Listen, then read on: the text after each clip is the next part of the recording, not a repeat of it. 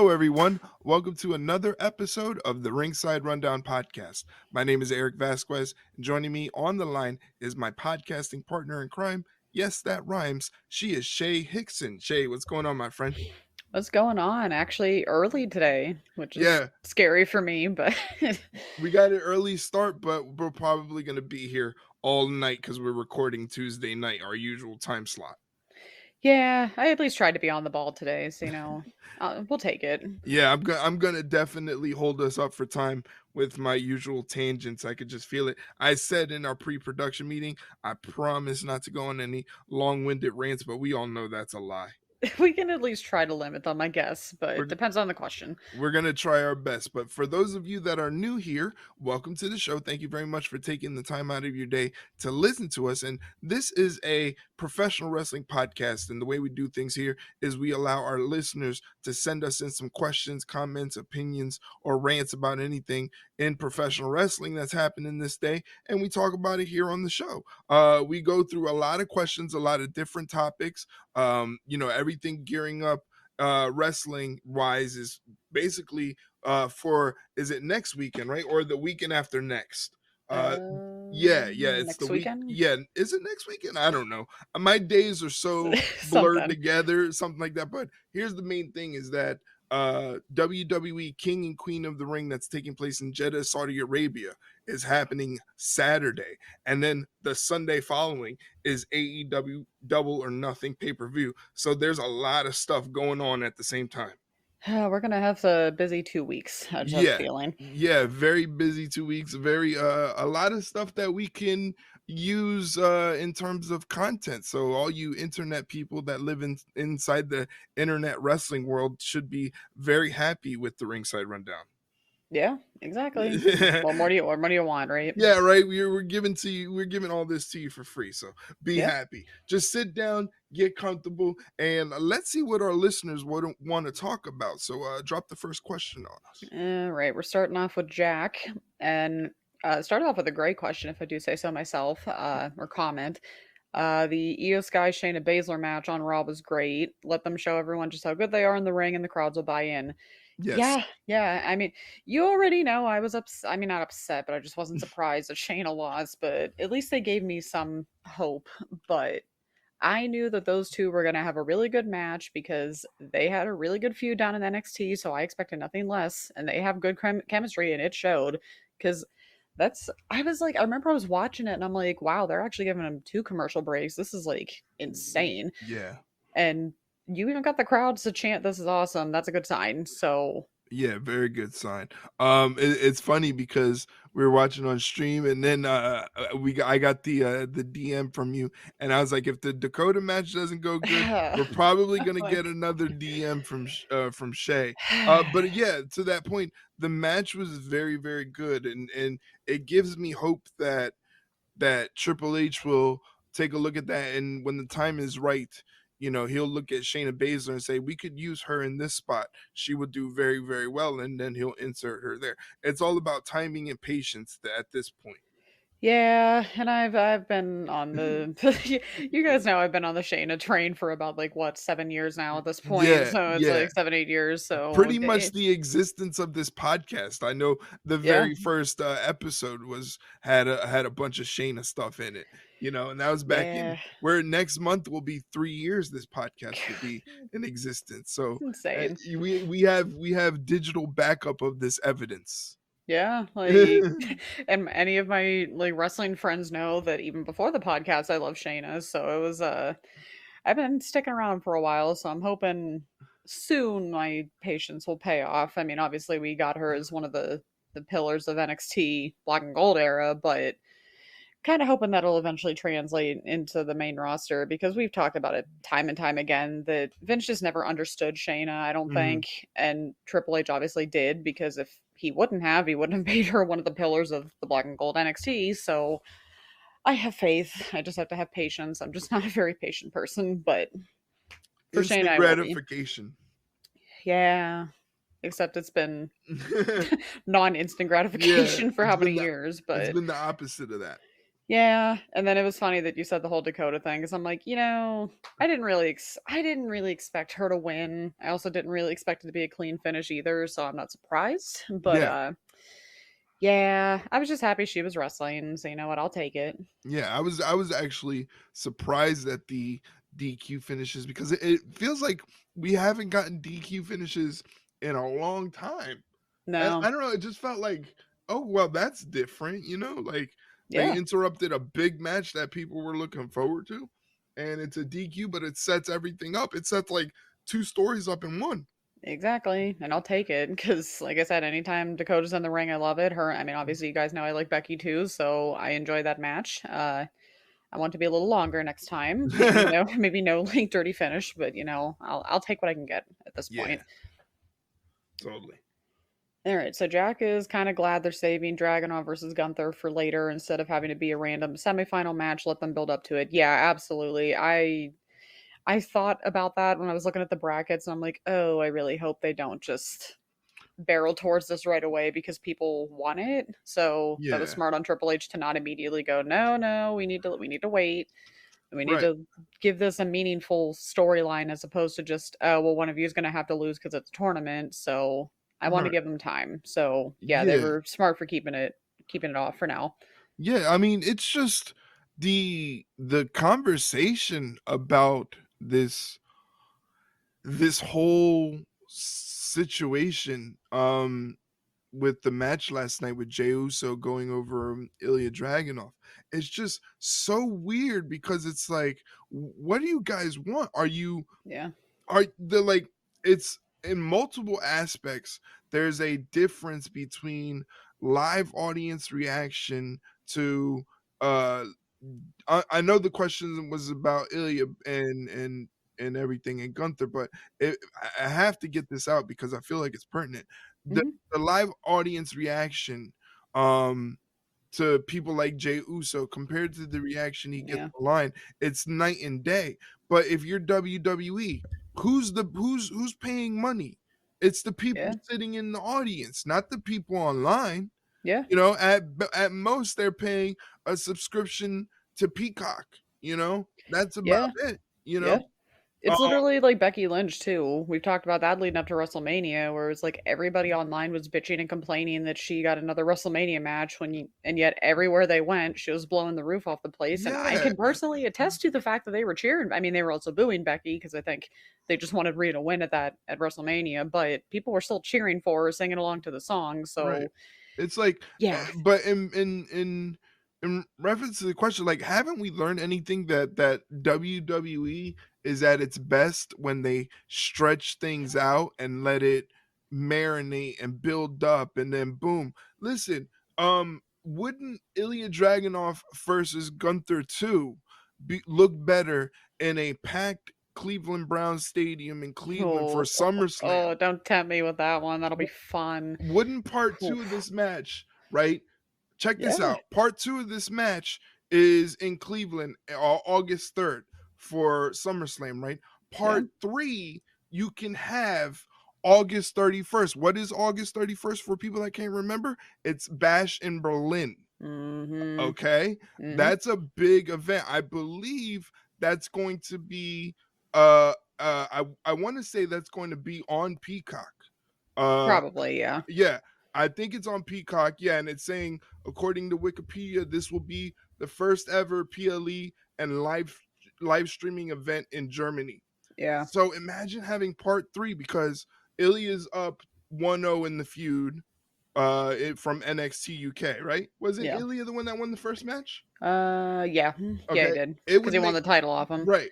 It would make total perfect sense for Gunther to go up and win at SummerSlam. He has the seniority. He's Yeah. the one that was the longest reigning Intercontinental Champion. He was probably the best pure performer they had all year and so far in 2024. So it only makes sense for him to go up and tie the feud 1-1 and then Bash in Berlin, you know? Insane. Two Wild. guys that made their names in Europe, Gunther's from Austria, Dragunov is from Russia, the whole European vibe. That crowd is probably going to be crazy. You know, Yeah. Oh, it's gonna be insane. like why wouldn't you want to have that moment there, you know, and have it be, oh, okay, this is the third and final match of the trilogy, you know, it's tied, Dragunov, Gunther 1-1, you know, here's to win it all right here in Bash in Berlin. Yeah, exactly. It's don't always, and it's like, guys, sometimes you just need, like we literally just had a question ago, the patience. I mean, obviously Yeah. everybody wants Dragunov and Gunther, but really, you want them in a tournament? Unless it's the finals, who Yeah, on cares? on Raw, like, Nah, come on. Like yeah, that's a pay-per-view match. That is come not even on. close to a Come TV on. match. Not This even is close. like this is one of the ones where I completely understand the logic of you don't want to give this away on a Raw or SmackDown. You want Nope. this at a big event, you know. And I'm Yeah. telling you, first we get it part 2 in Cleveland, SummerSlam, Cleveland Browns Stadium, a whole football stadium that's going to be like 60, 70,000 deep, Oh, you I know. know. Oh, I Yeah, know. you're going to be there yourself, you know. Like, the more you're talking about this, the more I'm like, I really hope this actually happens in SummerSlam. Like, because Yeah, that'll be insane to watch in person. yeah, it happens at SummerSlam. Gunther goes up. Now the feud's tied 1-1. What better place to have it than in Europe where these guys made their name? It's a perfect fucking story if Yeah. you just stop and think, people on the internet. Use your Just, noodles. yeah, just stop and think. We're all about storytelling, letting things play out, being dramatic. You're building up to this so that when it happens, it's a big freaking deal. You Yeah. know, it's just Yeah. think, guys, think. Yeah, we can't do that sometimes. I Like, tell you. it's great. But speaking of the tournament, who do we have between Jay and Gunther? I know, or Jack knows an all bloodline finals intriguing, but the bloodline story is compelling enough on its own that it doesn't need to overshadow this tournament, which can be used to further other stories. I completely agree. I feel Yeah, like Gunther's been a favorite this entire time, so it wouldn't y- really surprise me if he beats Jay. yeah, yeah. Mm, See, the thing is though, like we just said with the last question, we're all about stories. You know, they're kind of teasing.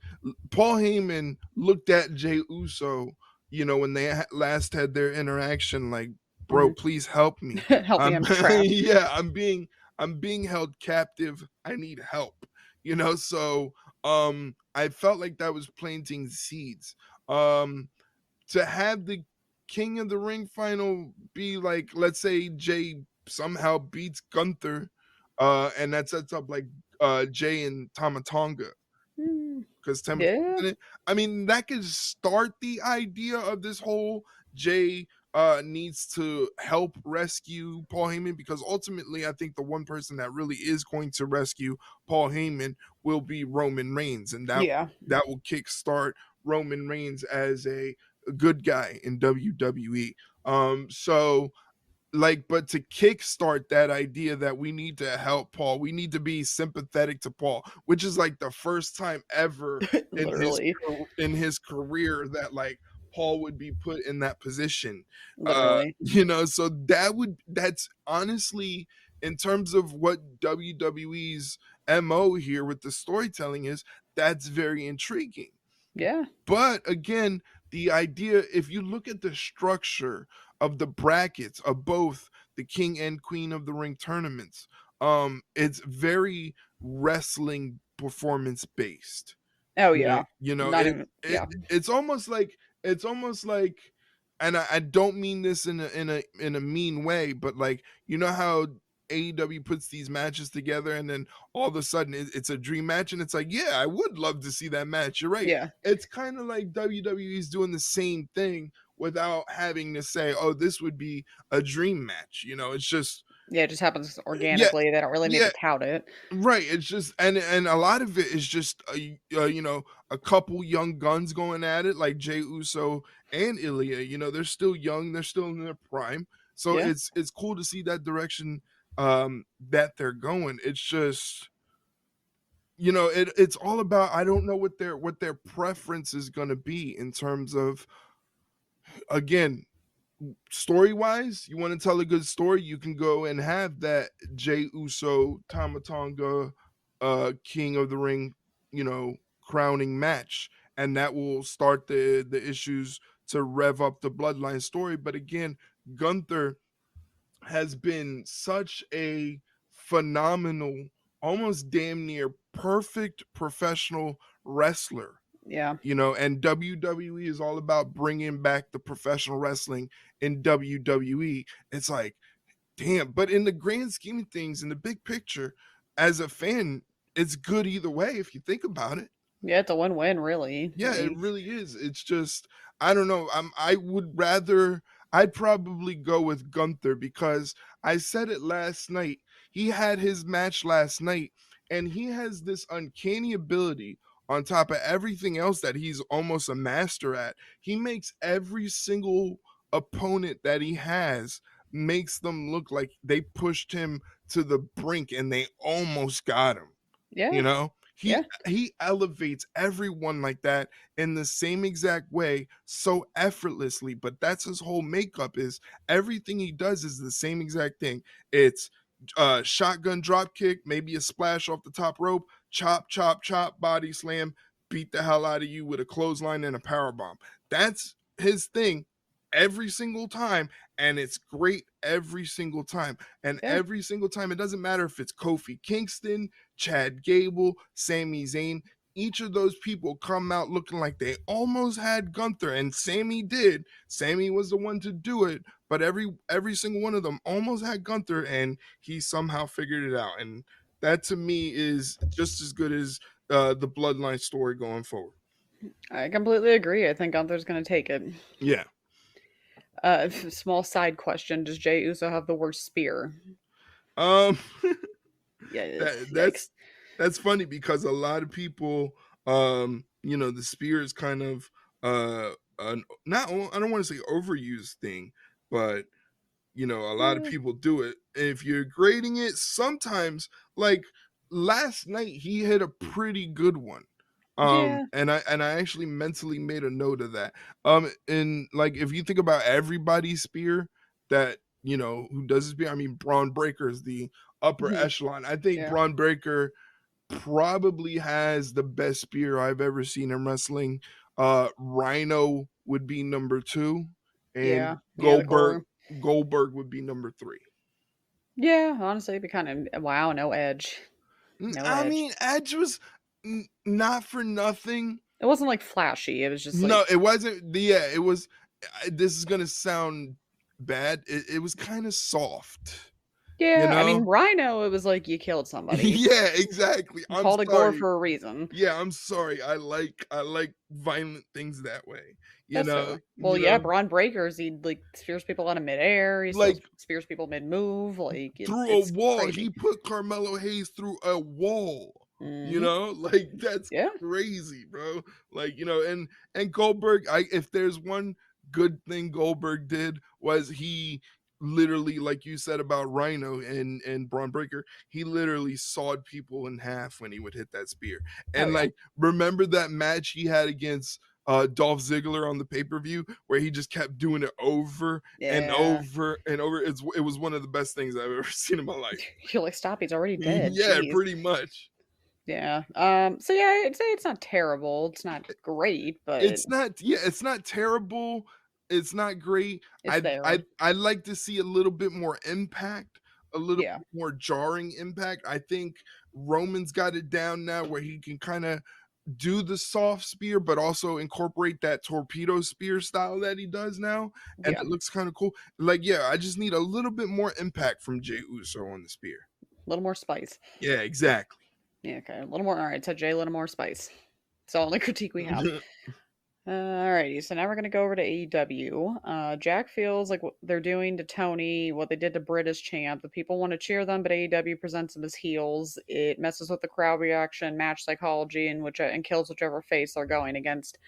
Um, yeah, I can see it. I feel like at least with Britt, they tried to like move her into like the anti-hero kind of territory. Tony, it's almost just like kind of back and forth where it's like she'll act like a good guy 1 minute and then Mhm. she'll like turn around and do what she did against Serena Deeb on that promo last week. It's like, okay, where are we here? Like, are we fully bad, fully good, stuck in the middle? Depends on what how I woke up that morning. Like, yeah, I get it because it's almost like, I mean, at least like going back to Brit, obviously in Pittsburgh, that's kind of like the big exception to the whole rule because it wouldn't matter if she was the worst person alive.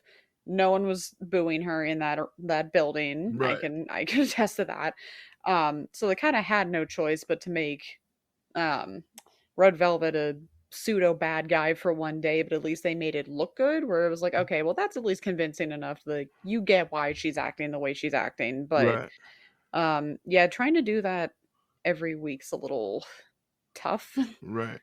So I mean, people are still cheering for Serena, but it's just kind of tough right now because Tony's just that good that it's almost like, yeah, there's really nobody right now that can actually beat her. I mean, Right. granted, if anybody, Serena could be the biggest threat, but I just don't see her losing. But Mhm. I don't know, they've done dumber things, so Yeah. I think the thing is with Tony, she's you can't really turn her into a face character because she's so good at shit talking. You know, yeah. shit talking is a main characteristic of a heel if you could do it well. If you shit talk as a good guy, there's greater chances of you coming off as a cornball. You know what I mean? Poor Roman. Yeah. Yeah, Yeah. exactly. Perfect example. You know, so shit talking takes cockiness, it takes arrogance, it takes supreme, almost overconfidence in your abilities. Mhm. And that's what she's trying to portray. It's just she's really, really, really good at it. You Yeah. know, Oh I yeah. mean, her promos just, I mean, even though even if they're pre-taped, like she's just so good in her wordplay. Mhm. The way she uses Mariah May in the promos, that one promo where Yeah. she made Mariah like, come cuddle with her, she's cutting this promo. Yeah, The promo literally. against Thunder Rosa about her demons and how she sleeps with, I mean, like, this Yeah. girl is on another planet when it comes to Yeah, this character stuff. um I agree. I'm simply intrigued with the Serena Deeb match because I know it's going to be a good wrestling match. Serena Deeb is like, I call her the Dean Malenko of the AEW women's division. You Yeah, know, she is. yeah, Hard to and, argue. and this is the thing with Double or Nothing and AEW the past couple weeks. They're really showing that their strong suit is just wrestling. Just having Yeah. good matches. Like, the conversation always leads to, yeah, there was no story, no, but that was a good wrestling match. They showed some really good wrestling. If you're a Yeah. normal brain thinking wrestling fan, you're like, all right, well, that was a good wrestling match. I enjoyed that. So they stick to a strong suit, and that's what you're gonna get at in the grand scheme of thing is great wrestling between Tony Storm, who I always will say is reliable based on where she's come from Stardom, from Mhm. Japan. That gives you, if you're, like I said last week, if you're a women's wrestler and you've done significant time in Japan for companies like Stardom and you made a name there, that gives you instant credibility anywhere, you Yeah. know? Yeah, that's literally what I always say. You don't go to places like Stardom and like Tokyo Joshi Pro Wrestling for literally no reason. They're not going to take you just because you want to go there. That you have to prove yourself there. So Exactly. So they're a it's big like, deal. it's like, um she's Tony's gonna get it done. Serena Deep, like I said, the Demon Malenko of the AEW women's division, as technically proficient in professional wrestling as you'll ever see from anybody else. So they're going to have this great chemistry with each other. We're going to see a great wrestling match on top of Tony Storm's character work. How she brings that into an actual wrestling match is solid. I'm really looking forward to this match, and I'm really loving what Tony does. But I understand the sentiment of confusing the fan base with her antics, but I think she's just so good at being that arrogant, overconfident shit talker that you can't really use that to be a good guy. Yeah, I agree. Couldn't have said it better myself. Thoughts on the Mogul Embassy turning on Swerve? I mean, at least they gave him something to do Mm, because I kind of forgot they existed. I kind of forgot that the whole Mogul Embassy was a thing. So that's a very good point. because it's like when it happened, I'm like, oh yeah, they were still a thing, weren't they? Well, not anymore, obviously, but it's like, oh, they were a thing. Like, yeah, that's yeah, and I mean, it's kind of a motivation there where it's like Cage surprisingly kind of laid it out. He's like, Swerve was supposed to be our teacher. He was supposed to bring us up. He was supposed to teach us all these ththings, and we didn't get that. So it's like Hmm. you get it, and it's just kind of like, does it still make me care about them? Not really, but at least it makes you obviously give you more sympathy for Swerve. But Right. yeah, I mean, at least I gave him something to do. The That's how the I'll put it. the biggest thing to your point is Brian Cage saying you took the wrong Cage to All in London last year. Hmm. Yeah. He teamed with Christian Cage instead of teaming with Brian Cage. If Brian Cage would have got that opportunity at All In, that would have been the biggest match of his career. Yeah. So that, Yeah. yeah, like you said, it's a perfect example of having a legitimate beef, a legitimate reason to do things. I wonder if they're going to get absorbed into the patriarchy, Oh which God. which would be insane. You would talk about like just having a whole hit squad of monsters and then Nick Wayne, Yeah, like and then he's there too. and he's there too. Imagine, Luchasaurus, Brian Cage, Toa, Leona, Bishop Khan, all together. Though that's just the army of just absolute monsters, Yeah. which kind of sounds cool now that I'm thinking about it. Yeah. It'd be pretty good. Like again, Christian's that perfect one where it's like, I'm Yeah, gonna shit talk you all you want, but I got 5 people that are gonna back me up and not even let anyone lay a finger on me. right. So Because and that's a perfect sort of maniacal villain vibe, oh you yeah. know? Yeah. He's very cerebral in the things that he says. It's not everybody looks at, oh, he's talking about someone's dead dad, but it's more so look how he's doing it. Yeah. He's giving you Google coordinates to a cemetery. Like, Yeah. bro, this is levels. So again, if he was to absorb Mogul Embassy and take those monsters on, oh Damn. my god. Poor That would Swerve. it would make him he'd be like an X-Men villain. Yeah, he You know, really would though. Like you have to defeat all the levels to get to the final boss, that kind would of. be insane. It'd be nuts. I want to see that actually. So that's free game for you, Tony Khan. There you go. We know you're listening. Yeah, right. Totally listening to us. So Jack thought Harley did great in her Dynamite debut match. AEW trusting Mariah with that first match obviously shows how highly they think of her. The only downside is that dumbass not getting thrown out after Soraya pointed them out. Yeah, especially after that whole Sky Blue mess that they had that was all over Twitter, which that's a whole other can of worms that I don't want to open up because Mm, I'd like to keep it at least semi decent. But yeah, no, Harley did really good. Mariah did good as always.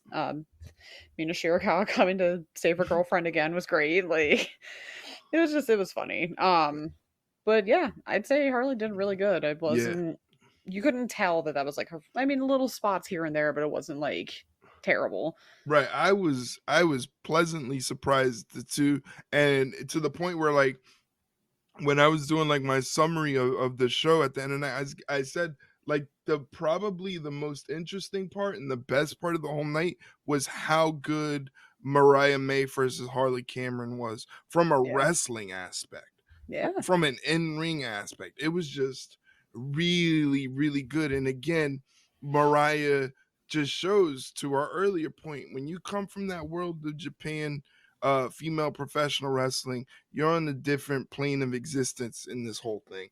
You're just, hmm it's almost like, and this is no offense to anybody in AEW, but it's almost like when you come from that world and then go to AEW, it's almost like you got to work lighter, you know? yeah, And you yeah. got to work lighter to protect your opponent because in Japan it's all about being strong, Killing not, people. yeah, basically trying to break people physically, in the world Yeah, of Joshi professional wrestling. So in the States they have to work a little bit lighter or else they're going to kill somebody, and then on top of that yeah, it's Harley Cameron's in-ring debut. yeah. Got to go a So little easy on her. yeah, like and in real life they're very close friends and things like that, so it's like let's take it easy, so Yeah, it's but like I'm not gonna fully destroy you today. I promise. Like, yeah, but like at the end of the night to me, I was just I was so pleasantly surprised Yeah. and happy that that match actually opened people's eyes, because a lot of people had the same sentiment that was like, whoa, we were either not expecting anything or something not so good, and it was very good. So Yeah. I actually want to see more Harley Cameron, because outside of the ring, she's probably one of the funniest people I've ever seen in my life. You Oh know, yeah. She's her wild. yeah, her interview with RJ on the Hey EW Oh show, god. YouTube show, So funny. was one of the funniest things I've ever seen in my life. Like, It, this girl is hilarious. she So is. So we want to see more. We got want to see more. stamp of approval. Definitely. Uh, thoughts on Anarchy in the Arena teams and angle? Well, the worst part is it's almost like, can we even talk about it, because we don't even know if one team's going to be fully together. Eddie might be hurt, so Yeah, Eddie might talk about be, worst fucking timing ever. Like, but god it's damn. so Eddie Kingston if you think about it. I mean, he goes so hard weeks before a big match on a big pay per view that he just possibly blows his knee out. Yeah, Like, but I mean, it's just like he's wrestling a no rope shoot style match in New Japan. You know, he's such a big, you know, I don't know, student of like the four pillars of Japanese wrestling. It's like, hmm of course, Eddie Kingston would go out, if he does go out, unfortunately, like getting his leg shattered off a suplex spot where his leg got wrapped around the guardrail. You know, oh god, yeah. it's just Like, it's so Eddie Kingston. It sucks. It sucks. It sucks that he's losing all of his belts. He he went really is. Poor he guy's falling apart. you know, but I'm still invested in him, because I see all the work he's putting in with Cesar Bononi, you know, trying to get his body right, trying Yeah. to get healthy, not really for anybody else, not for some stupid jabroni on the internet, really No. for himself. And Eddie Kingston was never a guy that did anything for himself, you know, Yeah. because he never really believed in himself. He never really believed when people say, "Hey, you're pretty good." You know, he thought they were messing with him, Yeah. so to see him doing for something for himself, like getting himself in better shape, working out, and trying to get better. It does suck that he did lose. I really hope he's not hurt, that he can make this Anarchy in the Arena match. Because he might set someone on fire, and I actually want to see it. He might. I just think it's still crazy, because I didn't believe that him and Danielson can coexist. And it dawned on me when I was saying, I don't think they can get them, they don't like each other. And I'm like, oh No. wait, they did have that moment backstage after their match that they patch things up. But Eddie Kingston's such a volatile person Yeah. that even like some of his good associations, he can sometimes burn those bridges. So again, he could Literally. literally set somebody on fire, like you just said, at Anarchy in the Arena, if he can make the match. I don't really know who you can replace him with. I saw somebody on Claudio. you could do Claudio. I saw somebody on Twitter make a good case for Daniel Garcia. You Yeah. know, you know, Maybe. I'm just glad that so far this story is working out. Like, literally, there's been 3 points to the elite takeover of AEW so far, and all 3 points they've knocked it out of the park. Everything makes sense. It gets you invested in the story. I kind of People don't believe in them as dickhead EVPs because of their size, No. but I think they're just so good at just being cocky, arrogant a-holes Yeah. that's what makes me believe in this elite takeover of AEW. And then Kenny's situation gives it a real life levity to it. So like I'm actually really, really enjoying the storyline from AEW. Yeah, I would agree. It's really good right now, and I kind of hope it stays the same. But I mean, hey, if Garcia has to come in for Eddie, if Claudio has to come in, that's a whole other layer right there where Yeah, Claudio's like, see, I had to pick up his mess again because he couldn't help himself, which is that's like, a very good point. I like that. because that promo he had, that backstage promo where he's just like, he literally almost ended my friend's career. So why would I be happy about him teaming with him again? He can't control himself. That's And such a good yeah, point. Yeah. See, if I were in Claudio's position, I'd be like, of course, I have to come pick up his mess again because he couldn't stay safe. So I think it'd be Wow. fun if they did that. I like that. That's Yeah. good. Yeah. Thank you. I try sometimes. I get the pencil sometimes. I have my good moments. Speaking of the elite, Jack feels like at some point, whenever healthy, Darby Allin has to come back to fight the elite, like Sting fought the NWO. I mean, he has to. Yeah, and he'd be a perfect like it would just make so much sense. You Yeah. know, I wouldn't want them to lean into the whole, sitting high in the rafters because they can't afford to Yeah. do those long shots of the arena anyway.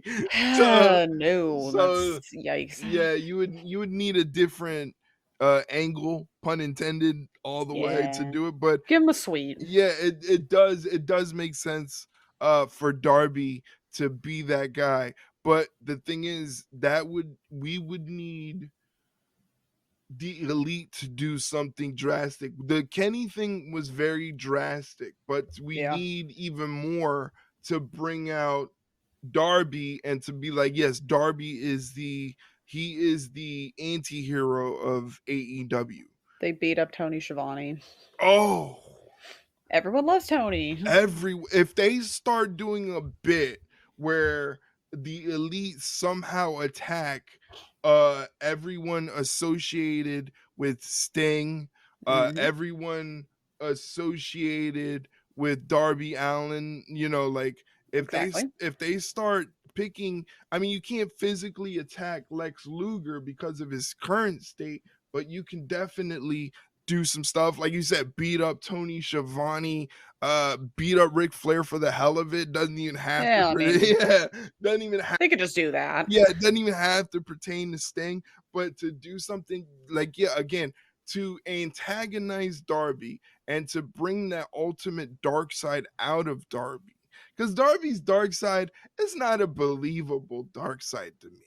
Like, and it's no Nah. offense to him, but it's more like it reminds me of the goth kids on South Park that listen to like The Cure, and Yeah. like they gatekeep goth from like other kids and stuff like that.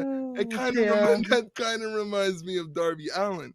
But I like mean, if they can do some drastic stuff to bring out an evil dark like Darby Allin, yeah. that would be pretty cool because that's what the NWO had to do to bring Crow Sting out of the shadows. They had Yeah. to really do some drastic stuff to Sting's home, which was WCW. They literally hijacked every aspect of WCW where he built his name and Yeah. he couldn't let it happen. So that's what Darby has to do for something like that to work, but I would be very, very interested in seeing that. I would too. I mean, it's bound to happen at some point. It's Yeah. just a matter of whenever he's healthy, obviously. Yeah, it would make more sense for it to be Darby Allin than Sammy Guevara, Yeah. Yeah, exactly. Like, no, God, don't even. Don't talk that back into the universe, please. Like, I tend to forget about him for obvious reason, but yeah, whatever. All right, so Jack's last question slash comment is all the love to Chuck Taylor, which yeah, tell me about it. It's sad. Would love to hear some of our favorite Chuck moments, whether in the ring or on Twitter. Oh, the number one for me most recently happened when he finally got to say shit on TV. The story was finished. Like finally got to say it. Oh, That was like the ultimate piece of Chuck Taylor lore. literally. I just feel bad because I just wanted best friends to win some type of gold in AEW, and it felt like they were always just so close and never got there. And then, yeah, the whole thing with Trent, but then just the fact that there is going to possibly be no reunion ever again. It's just like, Yeah. oh, this sucks. I Yeah, hate it. it sucks. Trent is just like An he's asshole. no, but like it's just like everything you want from a very funny person who can wrestle their ass off. Yeah. You know, Chuck is a supremely funny guy. Like there was a PWG match that he had with Kikutaro, who's a Japanese wrestler, but he wears like a costume with the Mhm. mask. It's kind of goofy. It's straight comedy wrestling, but it Yeah. was one of the most entertaining, probably funniest matches I've ever seen in my life. Um, the match in PWG where he's teaming up and Candice LeRae's in the match. He doesn't want to hit Candice LeRae because she's a woman. So Yeah. he's like worried about what he does. He runs to the back and he comes out with a wig and a dress on. So he thought that would give him total clearance to beat up Yeah. Candice LeRae. His commentary for PWG, the tweets, because they had a thread of tweets from him. His Twitter account is just hilarious. I read his story on Twitter last night. He was it was an indie match. He was going over the match with his opponent, which I believe was kind of new. So Chuck asked him, "Well, what's your finishing move?" And he goes, "Eat defeat, like Gail Kim." Yeah. And everybody heard him because Chuck Taylor was the one who came up with that move and made it famous. Like Yeah. everybody, it was like a record scratch. Literally, and they're Every just like, "Oh, shit." everybody just looked and Chuck ate it. Like he was just cool with it. But like he's just a funny dude. His tweet about the Ribera Steakhouse, he didn't get a Yes. jacket, so he got really God. pissed. And Batista was like, "You have to delete the tweet," and he Please. deleted the tweet. So it's just like this dude is phenomenal, man. If he really can't wrestle, that's gonna suck because he had one of my all-time favorite finishers in Awful Waffle. Yeah, the awful waffle. The Awful Waffle is one of the coolest finishing moves in wrestling. You think he's picking the person up for a back suplex, and then at the last second, he rotates it and turns it into a pile driver. Yeah. Like Yeah. what? Yikes. Yeah, it's I really hope that it's just story that maybe he needs to have like reconstructive ankle surgery or something. He's gonna be out 2 years and then all of a sudden he's gonna make a comeback to save Orange Cassidy or something like that. I I hope. I really, really hope that's the case because he's one of the just the funniest, most entertaining people in wrestling. Yeah, I completely agree. So hopefully it's not true. Hopefully it's just like you said, just storyline. Yeah, I But hope so. oh, God, that'd be depressing if it wasn't. All right, so that was all of Jack's questions and comments. So thank you as always. Thanks, Jack. We appreciate it. Let us move on to Mom's. She always calls them more comments than anything, but it's close enough. So the promo battle between Drew and Damien on Raw was fire. Broke her heart though, obviously, because those are two of her favorites. Yeah, I'm sitting there going, "Oh, she's gonna hate watching this because this is like her two worlds colliding." Yeah, Damien was kind of cooking him a little bit there on the bike. Not gonna lie. Yeah, like I was really surprised at Damien's promo ability, standing up to someone as strong as Drew, who's been extra strong on the microphone. Yeah. He That last ending line too, the whole "you can call me a paper champion now however you want, but I'm gonna make you eat those words." I'm like, oof. yeah, Ooh, yeah, I'm like, like damn. and it's just like he came out on Raw, Damian Priest last night, and he just looked cool. Like I don't Yeah. know, it's just like for The me, jacket. the jacket, the whole like biker gang vibe, Yeah. and he was just like he just looked cool with the belt. It's I our mean, aesthetic. yeah, it's yeah, maybe that's what it is. I don't know. It's our aesthetic, let's be real. It's just and then like I said, the ability to kind of hang with Drew on the mic and make it a credible situation that they're going through. Kind of just you kind of wonder, if hopefully this Yeah. thing has legs to it. Again, I think the ultimate story, as much it's gonna suck for Drew McIntyre fans and Yeah. friends and family, if CM Punk screws Drew McIntyre at Clash at the Castle, so Yeah. he loses, like it's going to send this angle, this storyline into the stratosphere. Again, like I Yeah. said last week, they have the hottest angle probably in all of wrestling right now, and they can't even touch. Yeah. They're both hurt, not just Just Punk. imagine SummerSlam. They're Like, gonna have to do this at SummerSlam because this is gonna be fucking insane. yeah, and Meltzer, his credibility is got a Yeah. little cracks in there this day and age, but he says by all looks at it, CM Punk should be cleared to go by August, by Oh, SummerSlam. oh, If not, at worst, it would probably be the next month, but yeah. he can go. It looks like he could Oh, probably go at SummerSlam. So, yeah.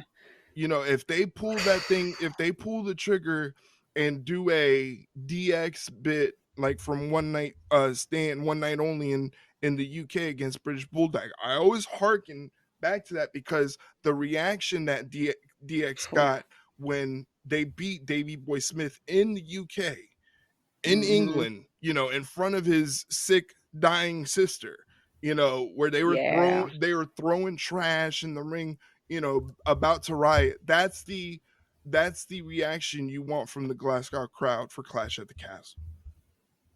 Yeah, I think it has to happen. I mean, mom's not gonna be too thrilled about it, but sacrifices have to be made, unfortunately. but But then silver lining is you extend Damian Priest's reign, yeah, and you give him more legs to have different opponents and make it more yeah, credible.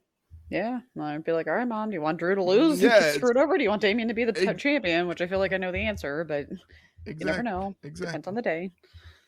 Our thoughts on the Undertaker saying about Cody turning heel. It'd be a great story if they chose to do it. Could you fucking imagine? It, Could you imagine? but the way they laid it out on his podcast Oh, was pretty good. yeah. And I'm like, oh no. I'm like, It, oh, you just gave Triple H an idea. Oh yeah, boy. because his ultimate thing would be, I did what my father couldn't do. You Oh, that know, would be the ultimate just it, kick in the nuts. Like, it's the oh, ultimate Harvey Dent Two-Face villain. You yeah, know, the good side of him was like, I did this because my dad couldn't. I wanted to restore glory to the Rhodes name, and the evil side is I did what my dad couldn't do because he's not as good as me. You know, yeah. Oh my god, that would so be oh and diabolical. he's really good as a villain too. He is. The whole Bullet Club is fine thing, I know, Yeah, was on the tail end of Bullet Club's popularity, but there was some good stuff there, and yeah, he was actually making uh being the elite kind of entertaining, and when he would when he his thing against Flip Gordon, he hated Flip Gordon, but no one ever knew why. And then yeah, he hated the Revival, and it was always fuck the Revival, which yep, is where FTR comes from. Like, it was always good stuff. So like he he is the best good guy we've had since prime John Cena, you yeah. know Oh, oh, yeah. That's pretty. Can't really argue with that one. the kids love him, adults love him, everybody loves to do the whoa. Yeah, You got kids, old people, pets, they all do the whoa. It's everyone. like it's great. Like, it's great, and he does such good things for like granting wishes. And I mean, I literally saw a TikTok where he's showing his daughter for the first time. He's on the cover of 2K24, and she looks at him and goes, "Can you teach me how to play?" And it's like, Oh, it was just like I oh, wanted to break down. Like, oh. every fiber of my being just wanted to break down and just go, "Oh my god, that is the Just cutest cry. thing I've ever seen in my entire life." So Literally. yeah, so like, how can you turn this guy into a heel? Yet again, Taker laid it out perfectly, with that whole story of just being the ultimate bad guy and spitting on everything that made you what you are to be champion today. You wanted to Yeah. restore glory to your name, and now you're taking a dump on it, saying the name means nothing without you. So, Oh, that's just diabolical levels of just it is, but it's Triple H. yeah. That man was coined the cerebral assassin for a reason. You Yeah, know so maybe just giving him an idea. So exactly. God, I can't even imagine. Hmm. All right. So this one, her and I, at this rate, have just been manifesting at every AEW pay per view. She said it would be great if Doctor Britt Baker, DMD, came back in Las Vegas at Double or Nothing. I mean, Bully Ray did put it very well Mhm. on. I think it would have been busted open after dark. I think because Mom had played it for me where if you want Mercedes, which let's be honest, we talked about it before, none of her promos or anything sound like she's a good guy at all. Like Mm-mm. even last week, it was, well, I'm going to be sitting courtside at the Celtics game, and I'm going to be throwing out the first pitch at the Red Sox game. It's like, Yeah, and who no. gives a crap about that in Edmonton, Alberta, Canada? I mean, I thought you were just going to say it's like a I mean, but Yankees fan. You're like, who cares no, about the I Red mean, yeah, Sox? But yeah, no. Honestly, when she said that, and then I saw her throwing out the first pitch, I physically like cringed. I was just like, this is so yeah. disgusting. But no, that to your point, yeah, it's just like no, it's like no good guy would just say that for no apparent reason. So it would actually make sense if she's going to be the whole, and they lean into the whole thing where she made that comment right before she even got to AEW where it's like, yeah, I mean, when my contract is up, I mean, I'm going to be back in WWE eventually. Bully Ray put it best where he's like, she should lean into that and be like, all right, guys, I'm going to take every single thing that is meaningful to you guys in this division. And in, I don't know, what's it, 2, 3 years? I don't remember what her contract is or whatever. I'm out. Like, I don't give a shit about this place. I just want to make money. I just want to win titles and rub it in all your faces. Who better to avenge AEW than be the first woman signed by AEW? Yeah. Like, it would be great. Yeah. I'm just, again, at this point, we're just gonna keep saying, "Oh yeah, she'll be back at this pay-per-view" until it actually happens. Because at this rate, it's just like we've been saying this for like months now. So Yeah. but it makes sense. Yeah, and that's the thing with AEW pay-per-views is they always have a knack for like at the very end something is going to happen that's going to get the conversation going at least, you know. Yeah. So that would be a great conversation starter after the pay-per-view if, you know, Mercedes wins against Willow, she has her moment, and then Britt Baker comes out. Or you can honestly, you don't even have to save it for the pay-per-view because I like it more if Mercedes is going to lean into being like a psyop for WWE without Yeah. saying it. Because again, you if you do it, you're always going to get the backlash of, oh, they need to lean into WWE stuff to be relevant. But if you think about it, like you don't even have to mention WWE. You can just simply say I'm out of here. the other place, or Yeah. you know, the place that made me, blah blah blah, stuff like, do it something very vague, which is what I would wanted to happen with the Young Bucks situation with Jack Perry. Like it didn't need to have the whole CM Punk thing. You could have vaguely gotten around that. So if Mercedes was to vaguely say like, I won this title because of everywhere I've been before, and everywhere I've been before made me better than each and every one of you. Yeah. This place is not really worth my time, but for fun, not only am I going to take this TBS championship, hell, I might even take the All Elite Wrestling Women's Championship. Yeah. Maybe I'll go back to Japan. You know, maybe I'll go somewhere else. Like she can cut a CM Punk pipe bomb promo. Oh yeah. You know, she can go like maybe maybe I'll go to Stardom, maybe I'll go to Marigold. Hell, maybe I'll go to GCW, or I can go to Stanford, you know, or I can go back to Stanford and take these 2 belts with me, you know? And then Britt Baker comes out and says, no, wait a second. You're not taking these belts anywhere outside of AEW, and to do so, you're going to have to get through the gatekeeper of AEW. She is. The gatekeeper of the AEW women's division. You know? And it makes sense too, because just think about it, she kind of already coined herself as the semi gatekeeper of AEW because the whole her versus the outcast thing. So it makes sense. Yeah, and it's just like, if you want to lean into it, if you want to make the other place semi a part of this story, you don't have to lean in directly and rely on their name to get you over. But you can use it to make things interesting. You know? You know, you can use it, and it's not even, you got to use it and make sure it's that is not a focal point of the whole thing. The focal point is she can go to WWE, but she can also go to Japan. She can go to places like Go GCW. anywhere. Yeah, she can go to TNA. You know, she can Mhm. go anywhere. You know, Yeah, so it's like exactly. that has to be the focal point. You use WWE to make it interesting.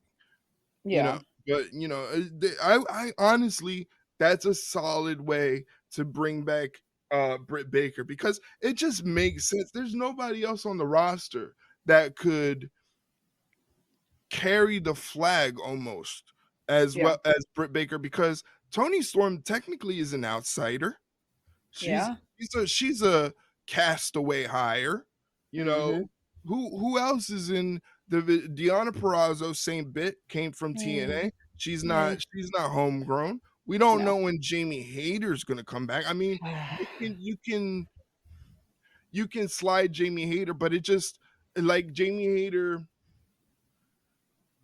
She like kinda technically wasn't a homegrown either. she wasn't, but I mean, it's just like she would give off a different vibe than Yeah, Britt Baker. Britt Baker, she could either be that stone cold evil bitch, or she could be that really cool ass bitch. You know what I'm saying? yeah, Like yeah, there's a difference. So like, and Jamie Hayter's just cool because she's a yeah, badass wrestler. You know, yeah, it's different vibes you get from the women. So it's like Britt Baker's the only one that makes sense. She's like the Sting of the AEW women's division. She's the flag bearer. She's the one that yeah. stamps the flag for the women's division. So I think that would be a brilliant story, and it should be a good feud because both their skills in the ring are kind of on the similar paths. There's similar pars in the same way, their skills and their wrestling style, so it would work. Exactly. So manifesting, she's showing up in a week. That's it. She's Yeah. showing up in a week. For my sake. If she doesn't show up, I'm like, I don't know what I'm gonna do at this point. And mom's last question is what will steal the show at Double or Nothing in your opinion? You know what? We've talked about it before. I'm gonna go out on a limb here. I think it's gonna be Willow and Mercedes.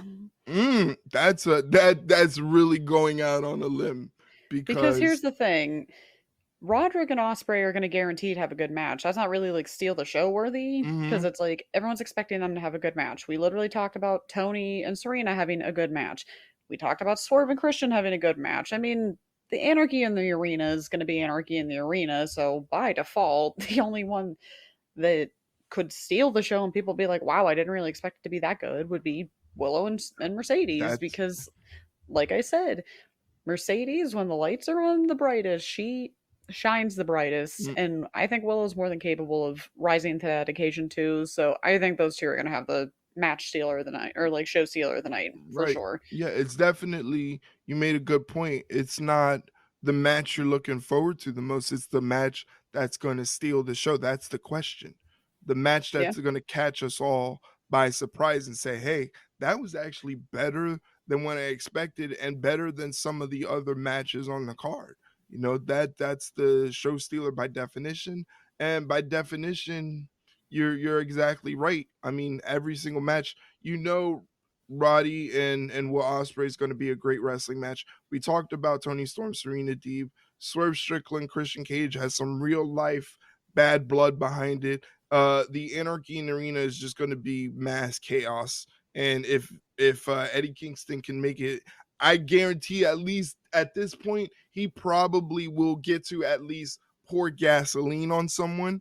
I feel Yeah. like they're gonna build it up. He came out last time with the can of gas. This time he's gonna pour it, but never get to light it. And then next Yeah. time he gets to light it, but never gets to incinerate anybody. You can just that could be a long running bit in Yeah. Anarchy in the Arena. But yeah, to your point, it's just that has to be the only match to catch us off guard and say that was better than expected because the other ones will be like, wow, that was actually worse than we wanted it to be. Like, you know what I'm saying?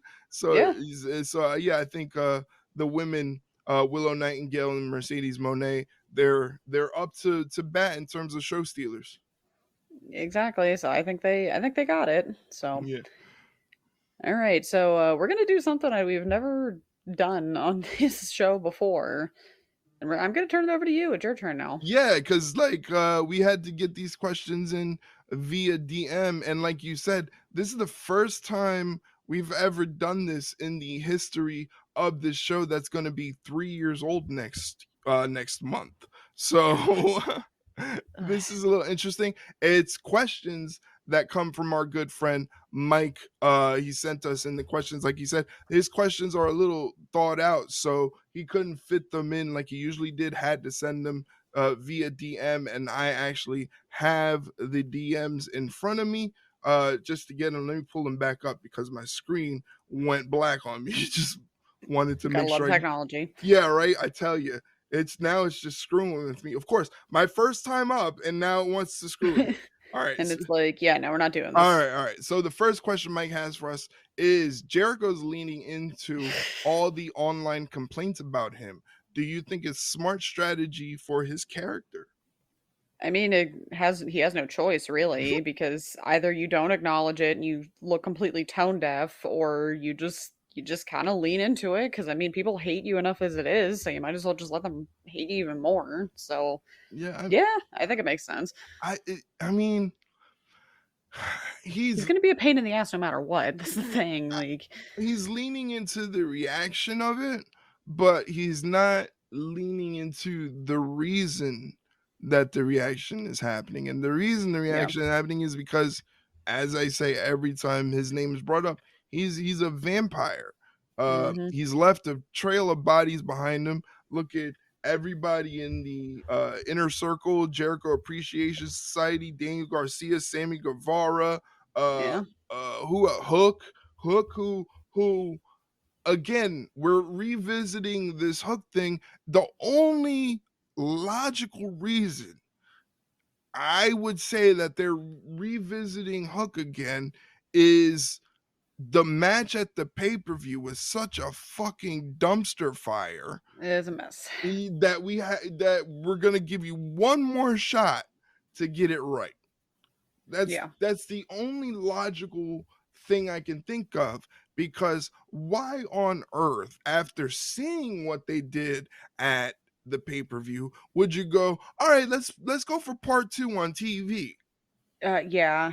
People be like, why the fuck are we seeing this again? Like, Like, why? Like, it doesn't make sense. So he could lean into it, and everybody can be like, "Oh, this is so good. Jericho's reinvented himself once again." Blah blah blah. I don't care. I'm not here for it. I don't care. I think it's stupid. Poor Big Bill. You stupid man. Get far yeah, away from Chris Jericho as possible. you should have known. Should have known. Should have known. So, all right. So the next question is is the reason AEW still rents out big arenas is to fit their stage. They were in my town this week with 4,000 capacity for an arena of 20,000. Not a great look. I mean, you kind of, if they're you going to use that as an excuse, that's not a very good one, because just look at what WWE's doing. I mean, granted, they needed the extra space for the seats, but if a company needs to downsize their stage, they can downsize the stage. Right, Like, yeah.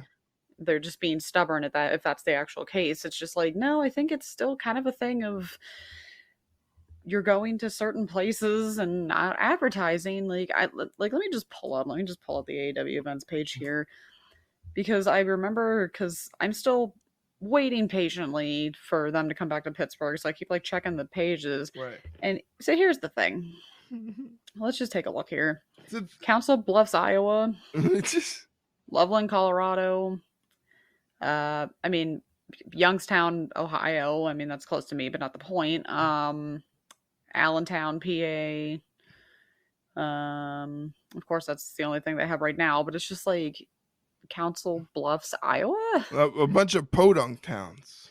and they wonder what. Because here's the thing: if you're gonna, again, if you're going to run the risk of running these smaller towns, you better advertise the hell out of these shows. Yeah.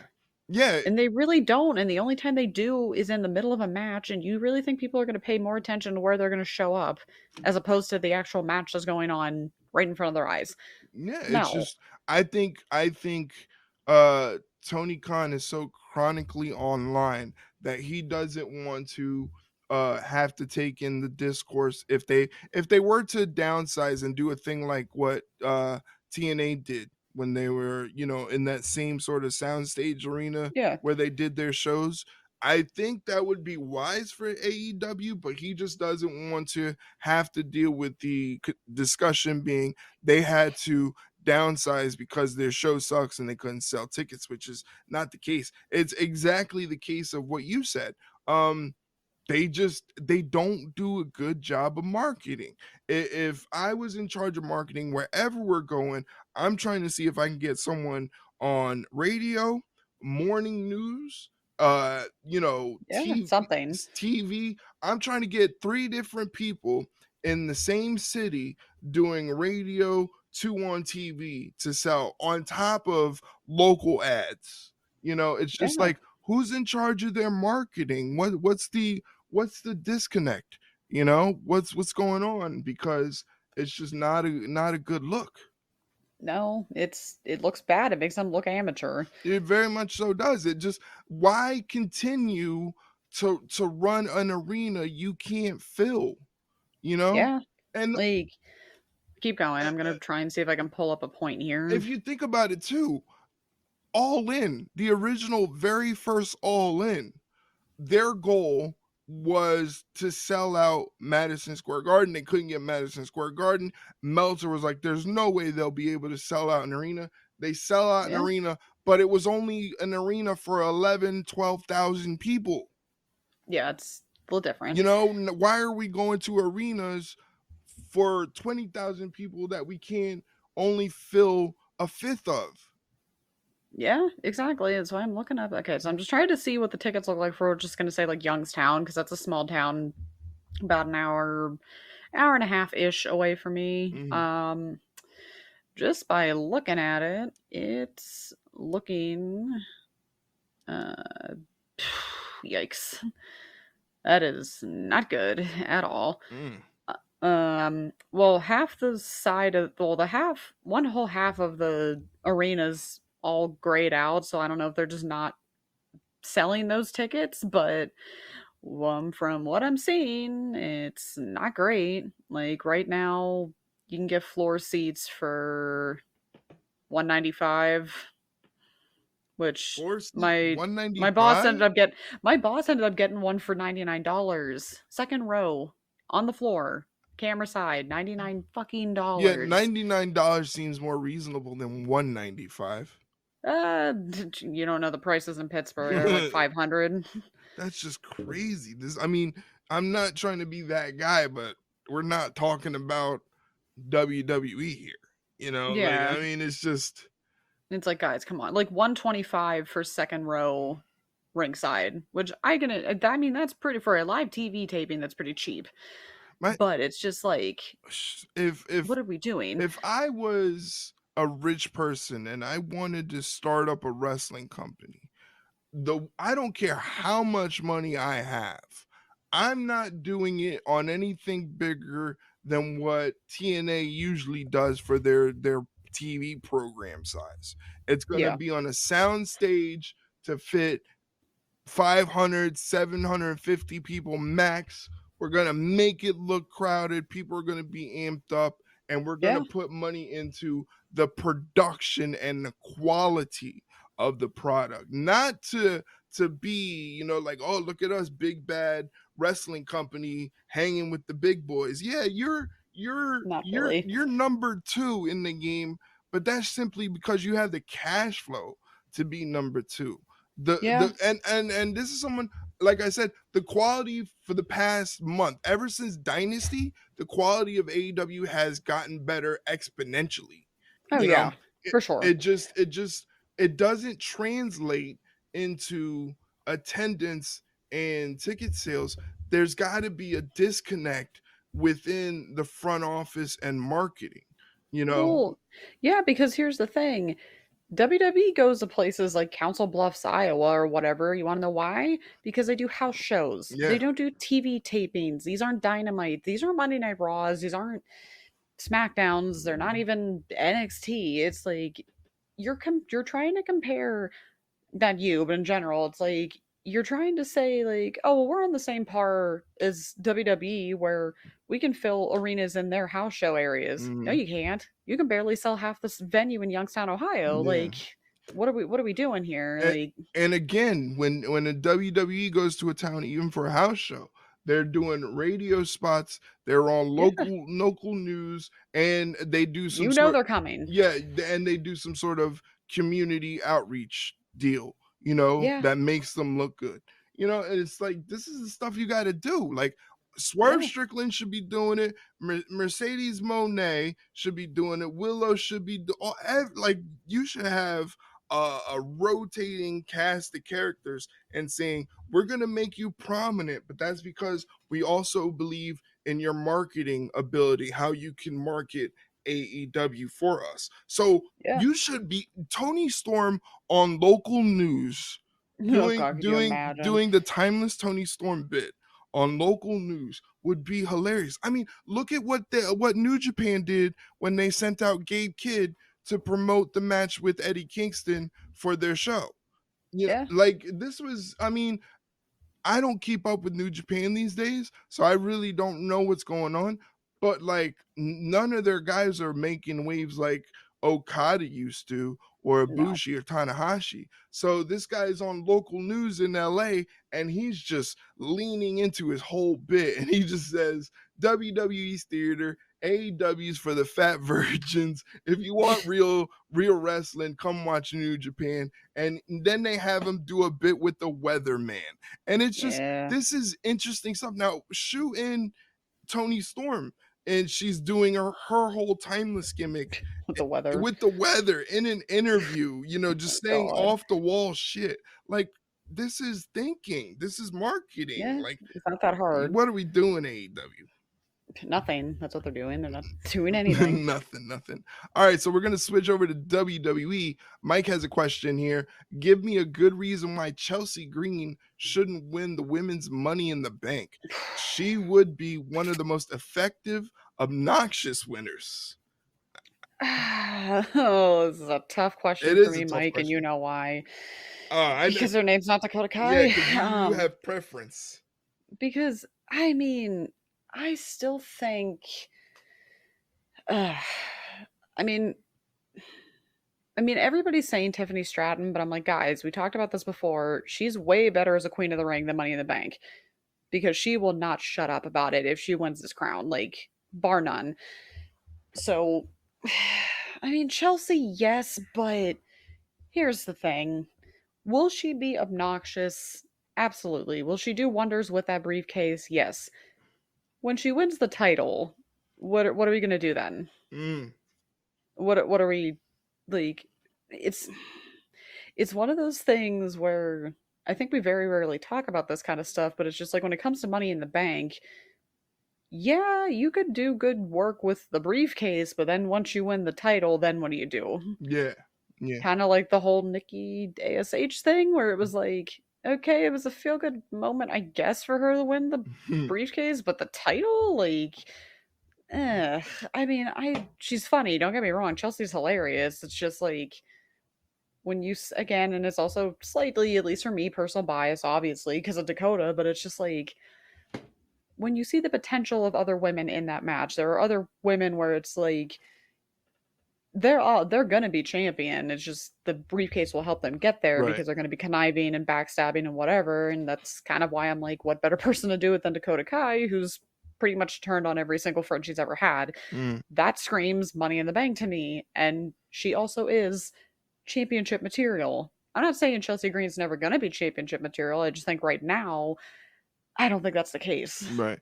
I think it's kind of a point I made when watching on stream. It's like every single aspect of the women's wrestling and women's division is cooking on all cylinders for Yeah. WWE.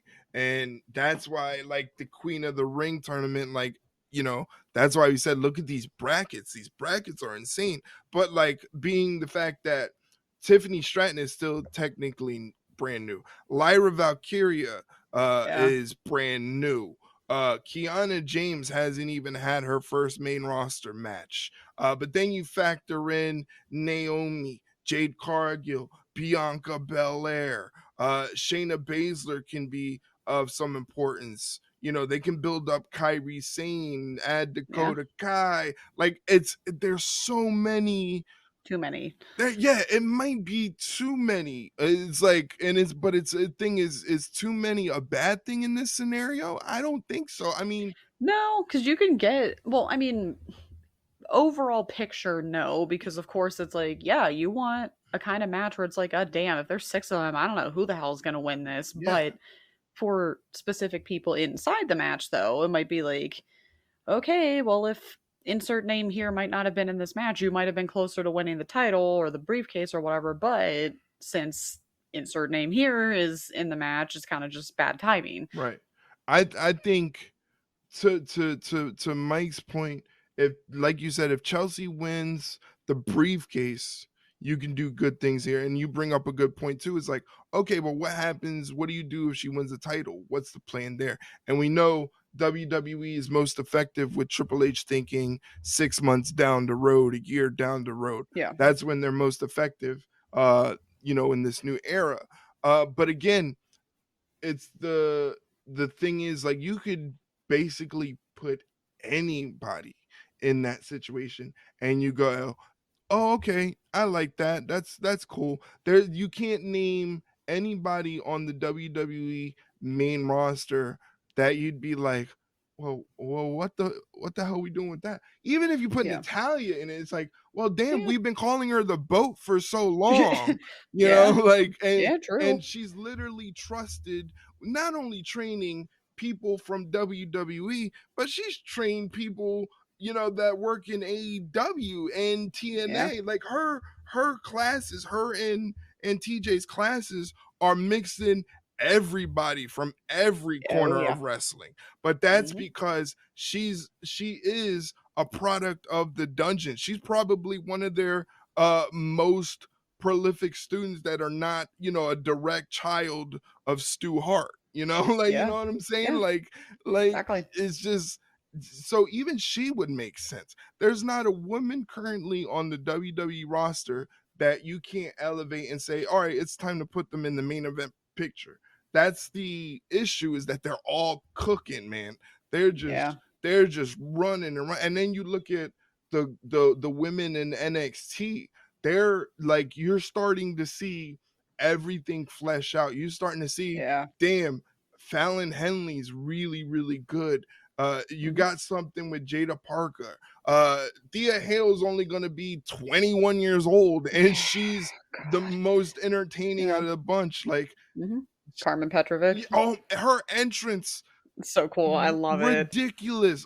It's insane. Lola Vice could piss off some women. Like, you Yeah. know what I'm saying? Like, all of Hmm. those women I just mentioned from NXT would simply have Zoe Stark having a fit Yes. because, Yes. like, it's everything she despises. Like, it's just the women in WWE are just cooking. So, like, yeah, Chelsea Green would be phenomenal. She could actually make the Money in the Bank briefcase entertaining. But to your point, what would be the plan when she needs to win the title?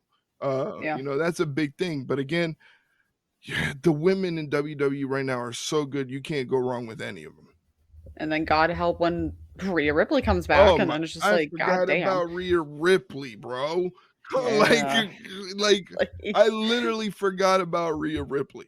Like, I can never forget about Rhea, yeah, but I will never forget about Rhea. that's being clipped. I mean, it's the truth, though. Yeah. So moving on, a little bit of a downer. What do you make of of last week's Ric Flair controversy in a It's almost like which one, but I know which one he's talking about. It's just like, the most recent one, I'm assuming. it's just sad that it's like it doesn't even surprise you anymore because he kind of puts you in the mind of one of those celebrities or one of those just people in general where it's almost like they're never going to get help because number one, they don't want the help, and two, they're just going to surround themselves with people that are, oh yeah, Rick, oh yeah, you're great, Rick, yeah, you still got it, Rick, Yeah, and yes, man, essentially. yeah. It's just And they're never going to say anything because their meal ticket's gone. Like, he'll kick them out. So it's like, It's just I don't I'm surprised why didn't AEW just fire him right then and there? Like, unless they did and we just don't know about it, but I don't know when it comes. because he can't get out of his own way. It's just he's the old it's the old man celebrity syndrome. It was just Literally. weird. It was just weird to be like, hey, screw you. I hate you. I like her, so I'm gonna tip her $1,000. Like, It's like, of course, because she's a woman. yeah, Like, what else is like, new? but it's Like, like you're not surprising anybody. it's like, Rick, do you even have $1,000 to tip someone right now? Like, At this rate, probably not. yeah, you know what I'm saying? So it's just like it was just and it was over something stupid like bathroom etiquette or something like that, and No, I thought it was because he was drunk and they were well, cutting him no, off. that's no, well, he was probably inebriated, you're right. I'm just, it Yeah. wasn't said that he was. Not that anything I read, he could have been. But there was a good chance he was because again, the situation came over something that happened with someone was taking too long in the bathroom or something like Mm, that. And yeah. he just flipped shit. And I think you're right. They were like, yeah, we're cutting him off, da da da da da. And people who have a problem with drinking, when you tell them you're cutting them off, they want to throw hands. They start getting Yeah. defensive. So yeah, it's just the You just shake your yeah, head. it's just these old dudes, man. It's just it's so sad. Like Yeah. even non-celebrities, like you don't need to be treating anybody that works in a restaurant this way. Nothing needed to be escalated to that point where you needed to No. talk down to somebody. If you have an issue with them, you can easily just call them over to the table, speak calmly to them. It doesn't have to be in a situation where you can obviously put yourself in a situation where you're on video and it looks Yeah. bad. And then you got to threaten to sue because now you look like an asshole and everybody's calling you an asshole. So Yeah. like Yeah. your only defense at that point is now I'm going to threaten to sue and you have nothing to stand on. So we know that's not going to happen. So it's Yeah. just it's a Mess. mess situation and it's probably not going to be the last one from Ric Flair. Well, when would it be? Yeah, right. All right. So next one. What did you think of the NXT Combine for the women's qualifying for the women's North American tournament? I actually saw the segment today. I thought it was very interesting. It was new. I Yeah, mean, yeah, something new. it was fresh. And then what I really enjoyed is they would announce the stages of things that you had to do in this stage of the combine, but they would also give you information as to why the thing that you were doing in the combine is relevant to what you're doing in the ring. You know what I mean? Yeah. Like the Yeah. speed, the power. So they were able to tie it in a wrestling sense. They were taking a real sporting aspect of sports and tying it into wrestling. So it was very interesting to see the names come out of there. And then very at the very end, the very bottom, Ren Sinclair was one of the last ones mentioned. She had that one big medicine ball throw that really wowed people. I think she's Yeah. gonna be good because she was doing stuff on the independents and she had this little like a little short talk show deal she would do on the independents when she was Maddie Renkowski. And Yes. she's very entertaining, like she does deadpan humor very, very well. So like it's cool to see again, like NXT is like it's like a siphoning system. These Yeah. girls just keep coming and coming and coming. It's just like how do they find these girls? Again, like they must go on Instagram and just find these girls and be like, "Hey, do you want to wrestle?" Like we Yeah. You want to go? yeah, we can make you a big star. You don't have to do any of this Instagram influencer stuff anymore. Just get in the ring and wrestle. Like, you know what I'm saying? So, like, Yeah. it's just a complete cycle.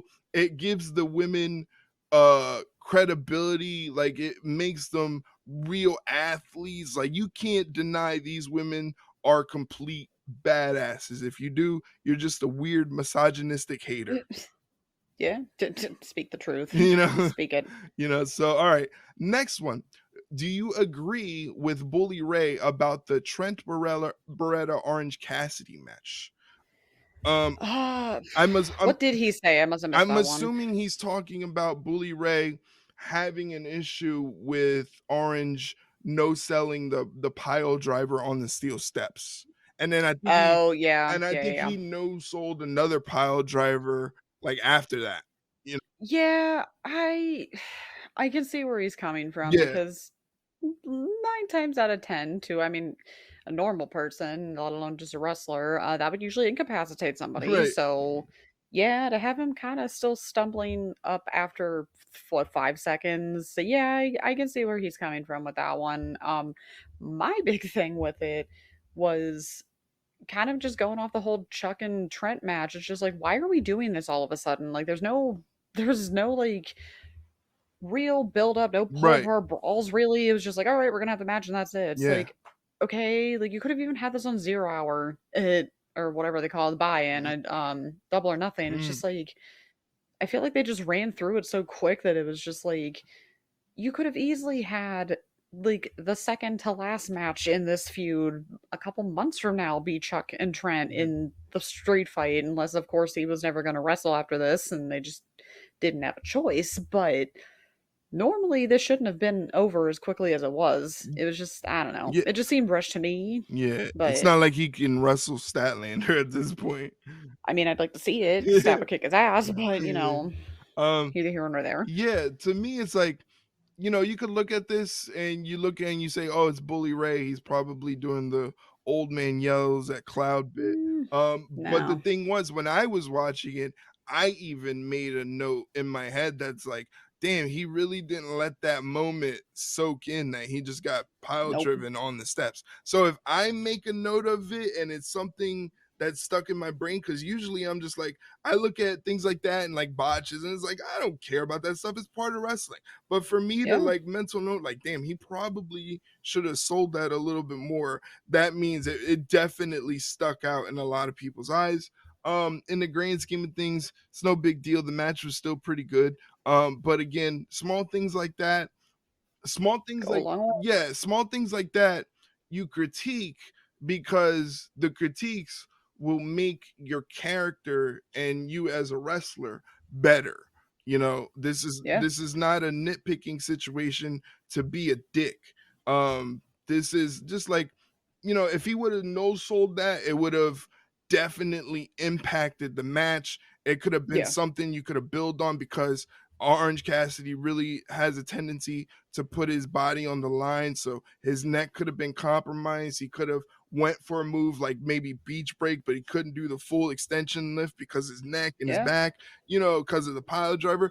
Those are all things. That's how you tell a story within a wrestling match, and that's how you Mhm. become a better wrestler. I mean, Orange Cassidy is a fantastic wrestler. Yeah. He's been a fantastic wrestler before AEW even started becoming a thing. Yeah. So it's not a knock saying that he's not a good wrestler. It's just, it's when you have the freedom to do what you want and you don't have someone micromanaging your performance. Like, there's no one saying, all right, let's sit down, let's play this match back and see what we could have did to make it better. When you don't have those things happening and you just have complete freedom to do whatever, and you're in that moment, in that match, it's supposed to be like, a blood feud type of situation. Yeah. Those things sort of kind of escape you, because we don't know what their time constraints were. It could have No. been, you do the pile driver spot on the steps, and it's like, oh shit, we got to go to the next spot and make sure we get it in, or this match is gonna suck. So Yeah. that could have been in the back of Orange's mind. Like, there's a whole avenue of things. But again, I do see Bully Ray's point, because I made the same mental note watching the match for myself. Mhm. Yeah, same. Yeah. All right. So moving on back to WWE, Bianca versus Jade, next year's women's WrestleMania main event match. What do you think? Ooh, that would be crazy. I would I wouldn't be opposed to that, honestly. No, I wouldn't be opposed to that either. I think it's all about the setup. It's all about the Yeah. setup. And one thing that sticks out in my mind when it comes to Jade and Bianca is that Jade, everyone expects Jade to be the one to turn on Bianca, because And Jade exudes those qualities of someone that really doesn't belong attached to another person in a tag team. She doesn't play well with others. Exactly. So but that doesn't necessarily mean that she was thinking about turning on Bianca. Maybe not just yet. Maybe Bianca beat her to the punch. But the Yeah. point is Bianca has more of a reason to say, screw all of you women in this division. When I was trying to Mhm. tell you guys for the past few years, not months, years, Yeah. that damage control and every iteration of damage control has been torturing me. And you Yep. guys all sat back and you watched. And then when Bailey had this turn of heart because nobody wanted to be her friend anymore, you guys accepted her with open arms, forgetting about her Yeah. being the ringleader to what she did to me. So screw you guys, screw Jade Cargill, screw it all. I'm beating Bailey. I'm taking Bailey's belt. I'll beat Jade so she'll never get this belt. And then you realize that I'm the top tier of this division. And on top of that, have Jade kind of soften her stance a little bit, where she's like, you know what? I was in groups before. It didn't end very well. It was never my thing. Mm-hmm. I didn't think I needed anybody until I was friends with you, since I was a team with you. I was starting to realize that, hey, maybe this isn't so bad after all. And then you showed me that I can't trust anybody. So now she's like the lone wolf, like out for vengeance kind of thing. Yeah. So it could go well. That could work. Yeah, I like it. I like it very There we much. go. We did But it. yeah, I think the main thing, everybody's expecting Jade to turn, and you can still do Yeah. that and it'll be good. But if you really want to catch people off guard, you have Bianca turn And Bianca hasn't been a bad guy in a very long since since NXT, pretty much, NXT. And and and she can do it. and like NXT, I feel like she was so new and still so good, but she was barely scratching the surface what she can do Yeah, as a heel character. Now, imagine it yeah, now. now with the experience that she has and the abilities that she's gained, she can take it to the next level. Take Yeah, it. and I kind of want to see it. I kind of want her to turn Yeah, though. yeah. Like, I yeah. will, I will too. Next question, a little interesting one. If Kurt Angle went to the UFC out of the Olympics, do you think he would have been better than Brock Lesnar? Oh God.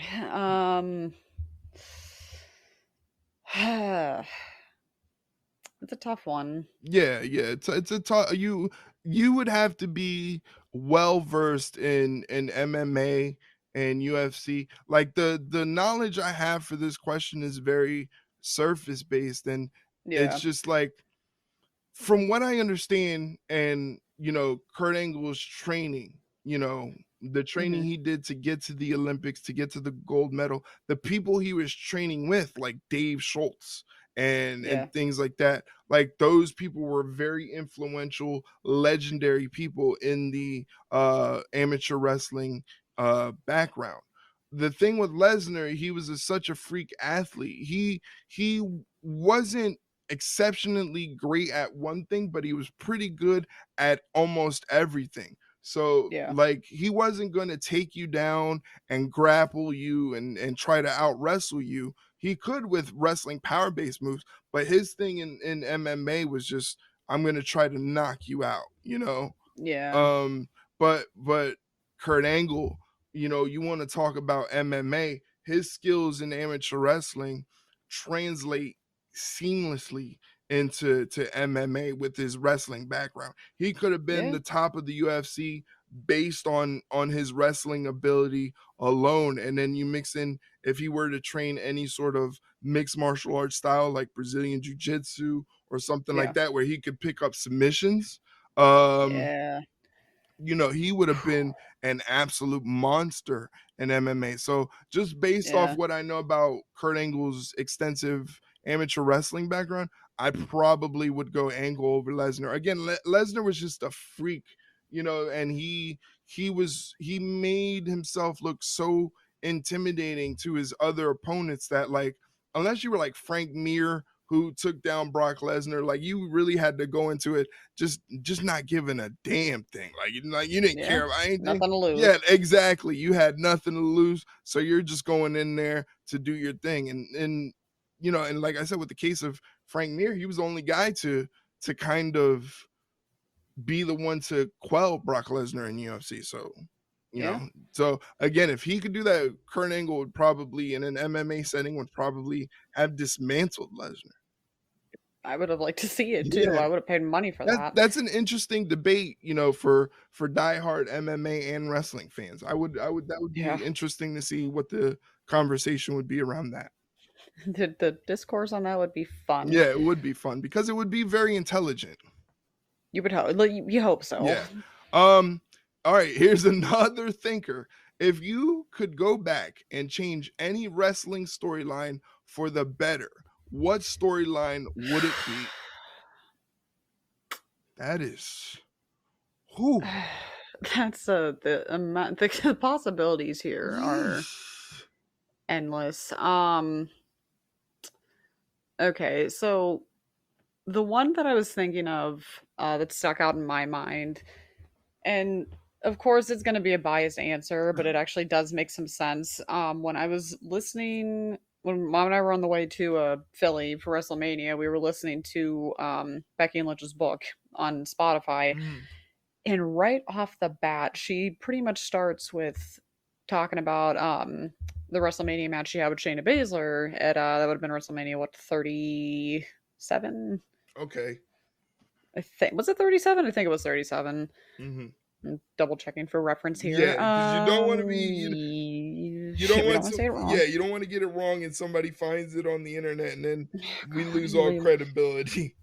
36. I believe, question mark. Yeah, that was the one at the Performance Center. Okay, so 36.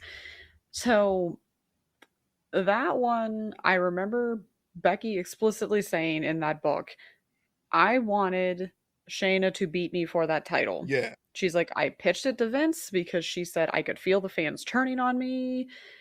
There was nothing more I could really do at that point. She said, and the division would have been better if we had a heel champion to chase after, which makes total fucking sense. Like, what good can you do when you have the good guy holding the title? There's no story. There's like we always say the chase. There was no chase because the good guy already had the belt. And for whatever reason, Vince and his infinite wisdom thought it was a bad idea. So, or just didn't like it and was like, no, we're not doing that. You're winning. So, how sad is it that you're the best women at the division at that time couldn't even sway Vince's opinion? Because let's be honest, nobody could have at that point. But I would have liked to have seen what would have happened if Shayna would have actually beat Becky at WrestleMania 36. Like she wanted to happen. Who else would have been made into a star for chasing Shayna? Like, how could Shayna have potentially replicated her NXT title run on the main roster? What would have happened? Like, it still haunts me to this day. But that was one where I would go back and change it. I would actually have Shayna beat Becky at WrestleMania 36, so she actually has a stranglehold over the division. Gotcha. This question, it's the ultimate thinker question because there a lot of the stories in WWE, there have been far more stories that I've hated than I've liked in WWE. Yeah. But it's never one. I mean, there objectively, like there had to be a couple where I would have been like doing this and this would be different, but like nothing ever stuck in my head to be like, man, I would have did this differently. Like I was always able to just move on to the next thing. Like it never really affected me. So I really had to think about this one.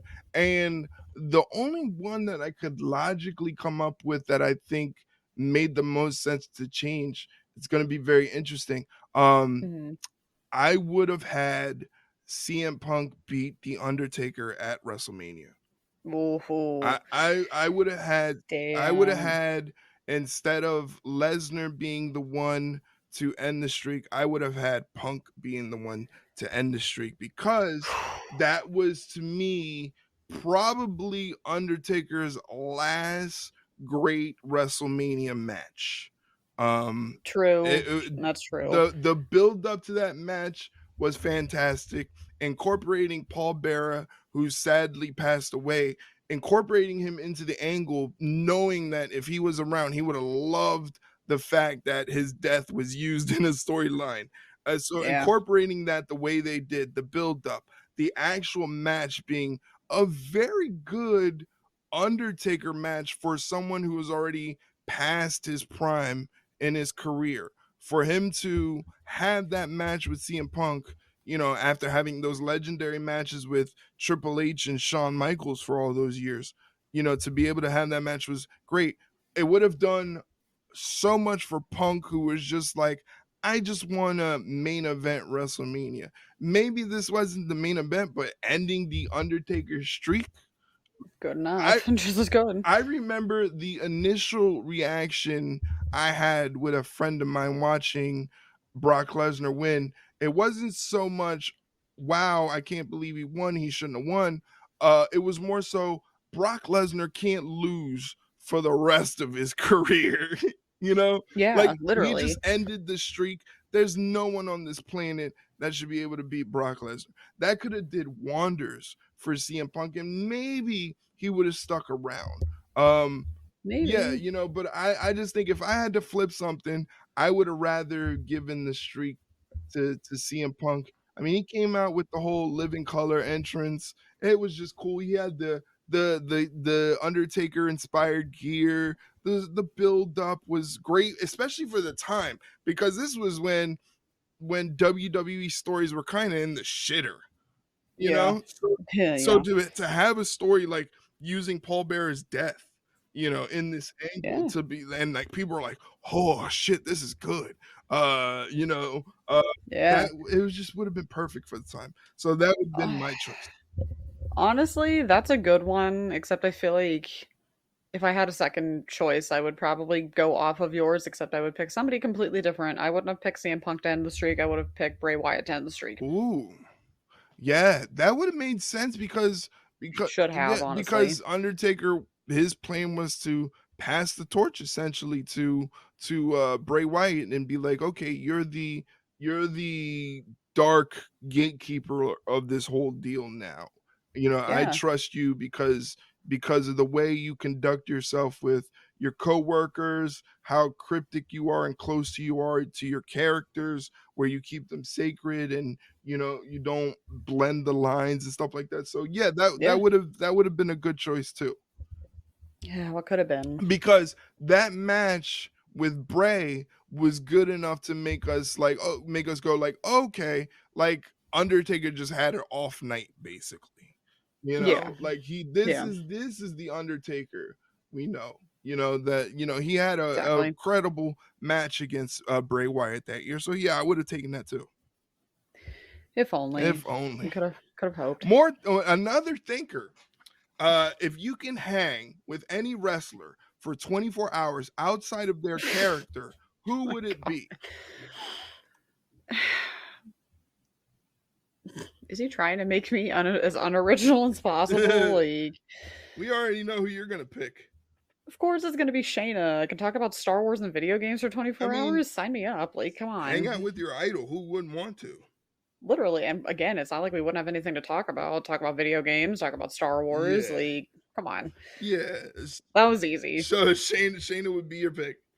Yeah. Oh, totally. And now why can I only have one pick? I always have to have multiple picks. You know, Why not? I mean, I could have thrown Dakota in there too, or Rhea, honestly. Like, I could have picked three right there, but those three together, that probably would be hilarious. that would be a wild That time. would be a wild That time. would be wild. Um, my pick, well, my picks. Hmm. One would be Damian Priest. Uh, Yeah, I don't care. I'm gonna make mom jealous now. Dame, You'd have to have mom along too. That would be the yeah, caveat. well, I would, but I'd warn you because apparently Damian has um he has the reputation for being the party guy.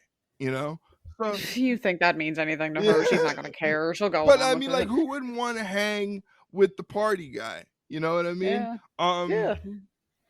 I Oh, I have one I have a feeling you're gonna say, but I want to see if you'll say it. all right, all right. See, this is the thing, cause like it's like, well, I probably would hang out with a lot of people. You know, Yeah, tell me about so it. like I think Finn Balor would be chill.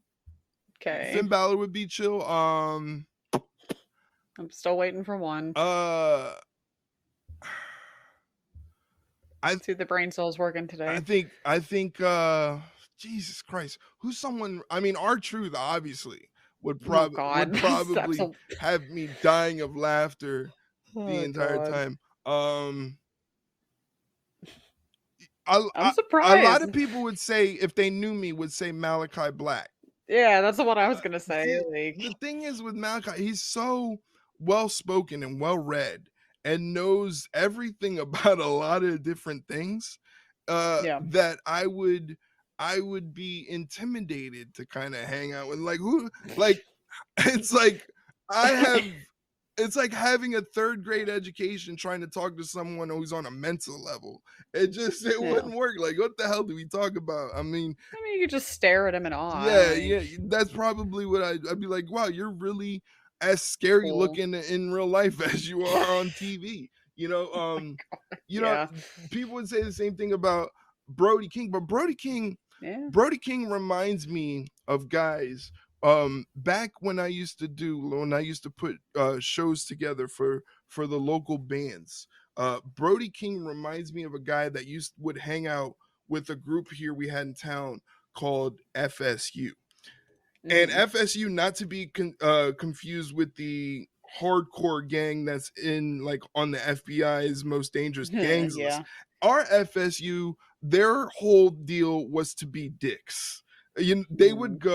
They were from a town about 20 minutes out.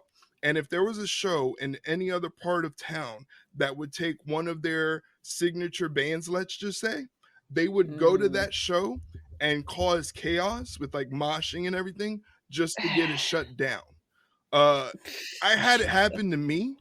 One of the last Ugh. shows that I ever put on, I wanted to go out with a bang because it was like the start of summer. Everybody was getting out of school. So we're going to do a Yeah. schools out show. It's going to have all the best bands from the area. And I was like, you know what? They're a heavy band. I don't care what anybody says. I'll put that band on the show. I put on the show. Oh. I started getting MySpace messages like, bro, do you know what you're doing? And I'm like, they're not going to start any trouble. I put on good shows. Famous last Yeah, words. I put on good shows. Why would they want to ruin an opportunity to play a good show with literally hundreds of people? I was making so much money that day. Okay. Ugh. But what happened? Because I wouldn't comp 5 people in their entourage, which happened to be their girlfriends, I'm not going to Of comp course. you guys $50 that I could pay you guys for playing the show. They got Yeah. pissed, and everybody I had a full scale riot on my Oh. hands. Oh my God. Oh. Imagine a full scale riot of over 100 to 200 people, Ugh. and I'm the guy in charge. And because I assume that was not a fun day for you, to say the least. Police and ambulance showed up. Oh my I God. had to refund everybody's money back that paid for a Oh. ticket So because you didn't even make the money. so I look at Brody King and I just have Vietnam flashbacks. Yeah, Yeah, PTSD. of those guys just, like, Ugh. causing a mass riot. Like, I'm pretty sure if you brought up FSU to Brody King, he knows exactly who they are, Oh because God. that's the type of music God's Hate, produces, those angry, hardcore, mosh, Yeah. beatdown dudes. That's like a step below what I listen Yeah, to. It's a eh, little too much for me at that I point. mean, again, the funniest bit I've ever heard in my life was a concert videographer. His caption was, "I have questions," because Brody King's band went on and he goes, "We're God's Hate. We're going to play a song off our album, God's Hate, called God Hate." And the guy's like, "I have questions. Why is everything called God's Hate?" Like, Yeah. and I'm warning Stokely on Twitter, like, don't mess with this dude. He plays in a Yeah. band called God's Hate. It's Like, like, don't do it. Don't do don't it. do it. Like, but Brody King reminds me of that day when A fateful my day. concert promoting entrepreneurship went to shit. So I Yeah. I would never hang out with Brody King. All right. Well, that's fair, I All guess. right. All right. Yeah. So our final question from Mike here. We had to do a little bit of an audible. He wanted us to do an F Mary kill for a bunch of people, but we're a fucking family show here. Are we? This is Yeah, Mike, sure. god damn it. This is fucking PG. All right. This is for the kids. This is for the fucking kids. We can't do an F Mary. We can't fucking do that on the show, damn it. Exactly. We can't do an F Mary kill list. So we're gonna take your suggestions here, and we're gonna put them on basically a tier list from who we like the most to who we like the least. I feel like that's Ugh, the safest. that's fair. That's the safest way to, because again, when you start talking about who you're gonna fuck, who you're gonna marry, you're gonna kill, and then you see some of these names, it's gonna be, they might see. The thing is, I've learned Ugh. throughout this whole making more content thing is that the people who are in higher up positions, and the superstars and the wrestlers, they see and they hear the shit Yeah. that you put out. They might not react or say everything, They know. but they know. They know. I'd rather not be one of those. We don't want to be one of those. Could you imagine if we go to like WrestleMania and we plan to do interviews, and one of the names here that Mike has on his F Marry Kill list is Tony Schiavone? Imagine if we Oh. go to Tony Schiavone and say, hey, we're from the Ringside Rundown podcast, and he just has a flashback of listening to these two jabronis put him on an F Marry Kill list. Yeah. It's but we're gonna do sort of what we consider a best to worst, and he starts off with tier 1 lead announcers: Excalibur, Michael Cole, Corey Graves. Oh. So Yeah. rank those boys. Let's piss somebody off.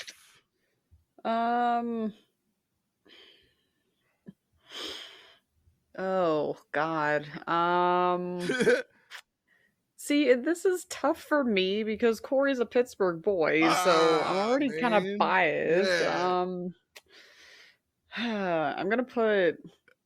Or we're gonna go from like bottom to top, I guess. Like, Okay. so from worst to least. I don't know. You hate saying that because it's not the truth. It's just like in the essence of this thing.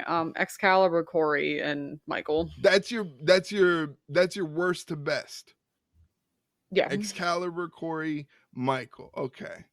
Yeah. All right. Worst to best, I would go start, and I don't think he's the worst. I just think he's not as good as the 3. Corey Graves. All right. Fine. Corey, I'm just biased. I know. Corey Graves has his funny moments. Excalibur, because Excalibur is like such a nerd, because he calls all the moves, but his banter with Tony and Taz makes the show exponentially better. It's their commentary that's like, people's like, man, I really miss Dark and Elevation. Imagine Literally. imagine that. And of course you got to put the GOAT, the voice of my late teenage to adult years, Michael Cole. This man is a national treasure, and I'm so glad that we can see the real Michael Cole when aligned with Pat McAfee. It's just, it's great. The commentators camera that they have now, where they used to put like TikToks up and stuff, the funniest things, like, because Pat says the most random things, and then you have Michael, who was one time a war correspondent for major news networks. He has to process the dumbass things that Pat McAfee says and tries to keep this whole ship afloat. It kills me. The one that like I was dying at was last week when it was Lyra and Dakota, and Pat's like trying to chirp at Dakota. She's like, I know the rules, Patrick. On my birthday. I can't believe you're interfering on my birthday. My birthday. I'm like, this is hilarious. I just fucking love it. I like that he was just like, all right, you're right. You're right. I surrender. All right. So smart move. Smart on his part. Yeah, moving on to tier 2. This is the color commentator, so it's their partners. Okay. Best to worst, worst to best: Wade Barrett, Pat McAfee, Tony Schiavone. Oh, that's not fair. That is not fair. That is not fair. Because those are good. Those are good names. All right, we'll go best to worse on this one, I guess. Oh, mom's gonna be so mad at me. We're going best to worst. Yeah, best of worst. Tony, Pat, Wade. I'm, Because Tony is it just always makes me laugh.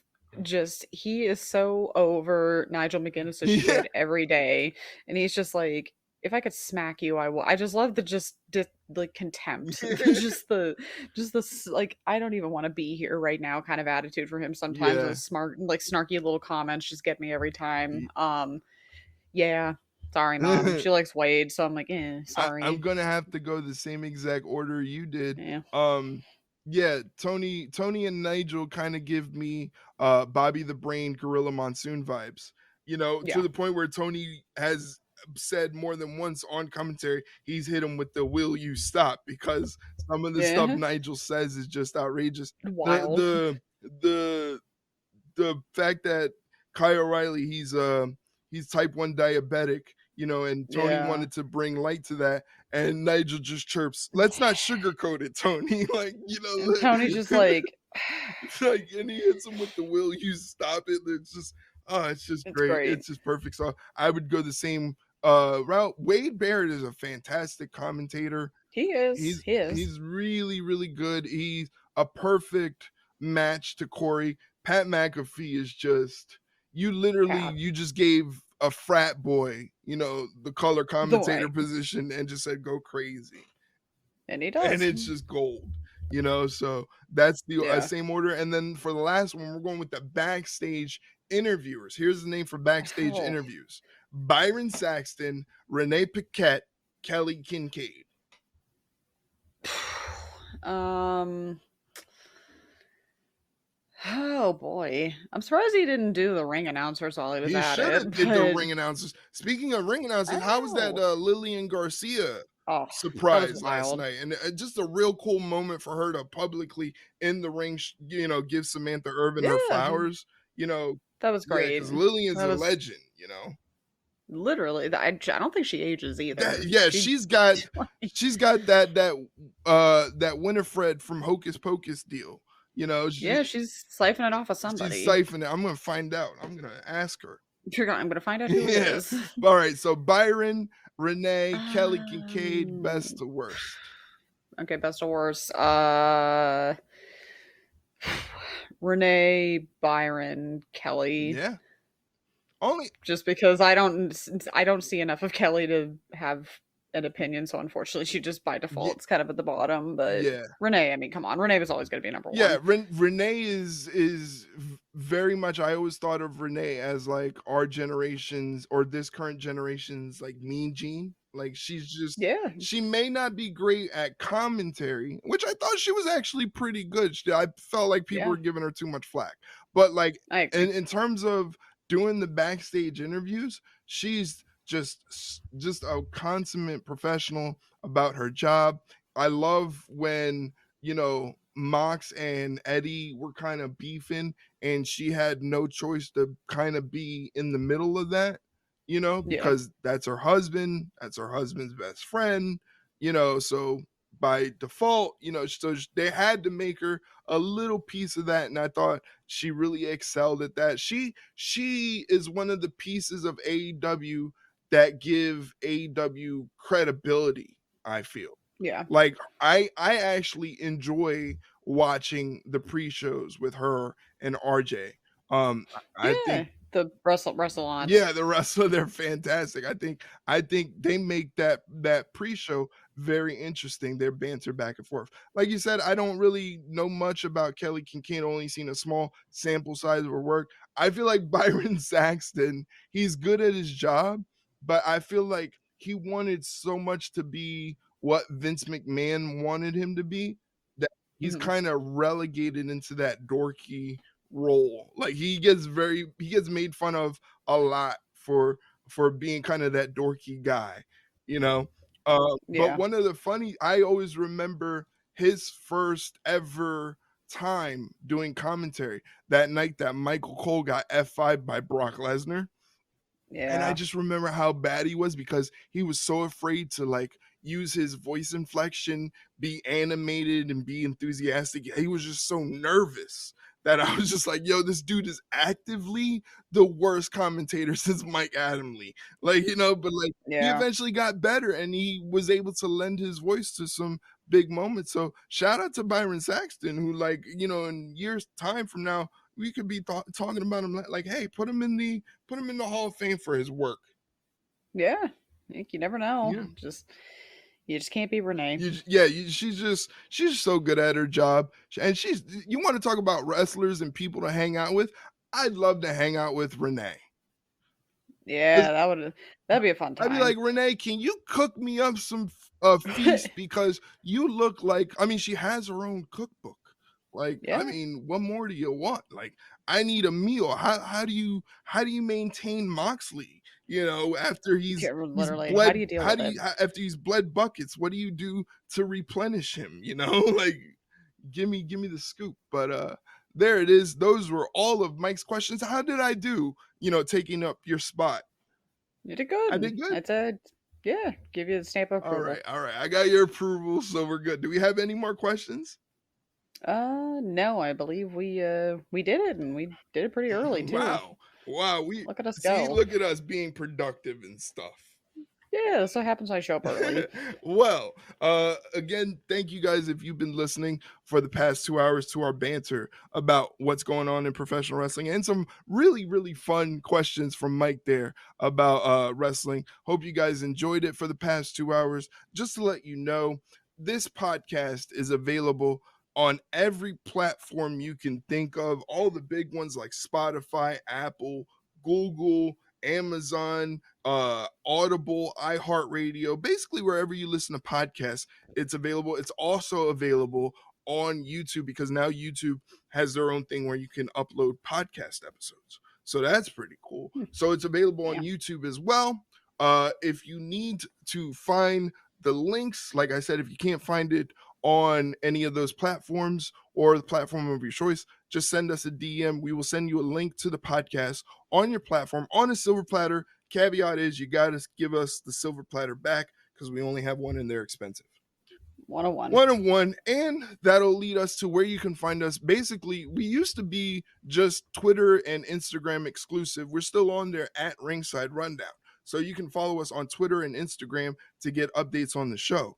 But now we're on Twitter, Instagram, Facebook, facebook.com/The Ringside Rundown. Like I said, we're also on YouTube, youtube.com. The username is Erik, ERIK_ringside. You can check out podcast clips, shorts. I'm really big on putting short clips up, and I'm going to start working on long form content too.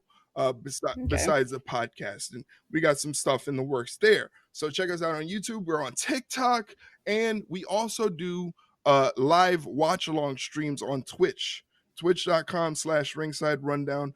We do Raw, SmackDown, Dynamite, Collision, Rampage. Basically, if there's a wrestling show and I'm not doing the podcast here with Shay, I'm on Twitch watching the show with chat. So if you want to do that with me, head over to twitch.com/ringside rundown. If you can, if you want to get in touch with me and check out my personal Twitter about wrestling, you can follow me at Wrestling Chron. That's Wrestling CHRON. I'm long-winded. Shay, where can they find you?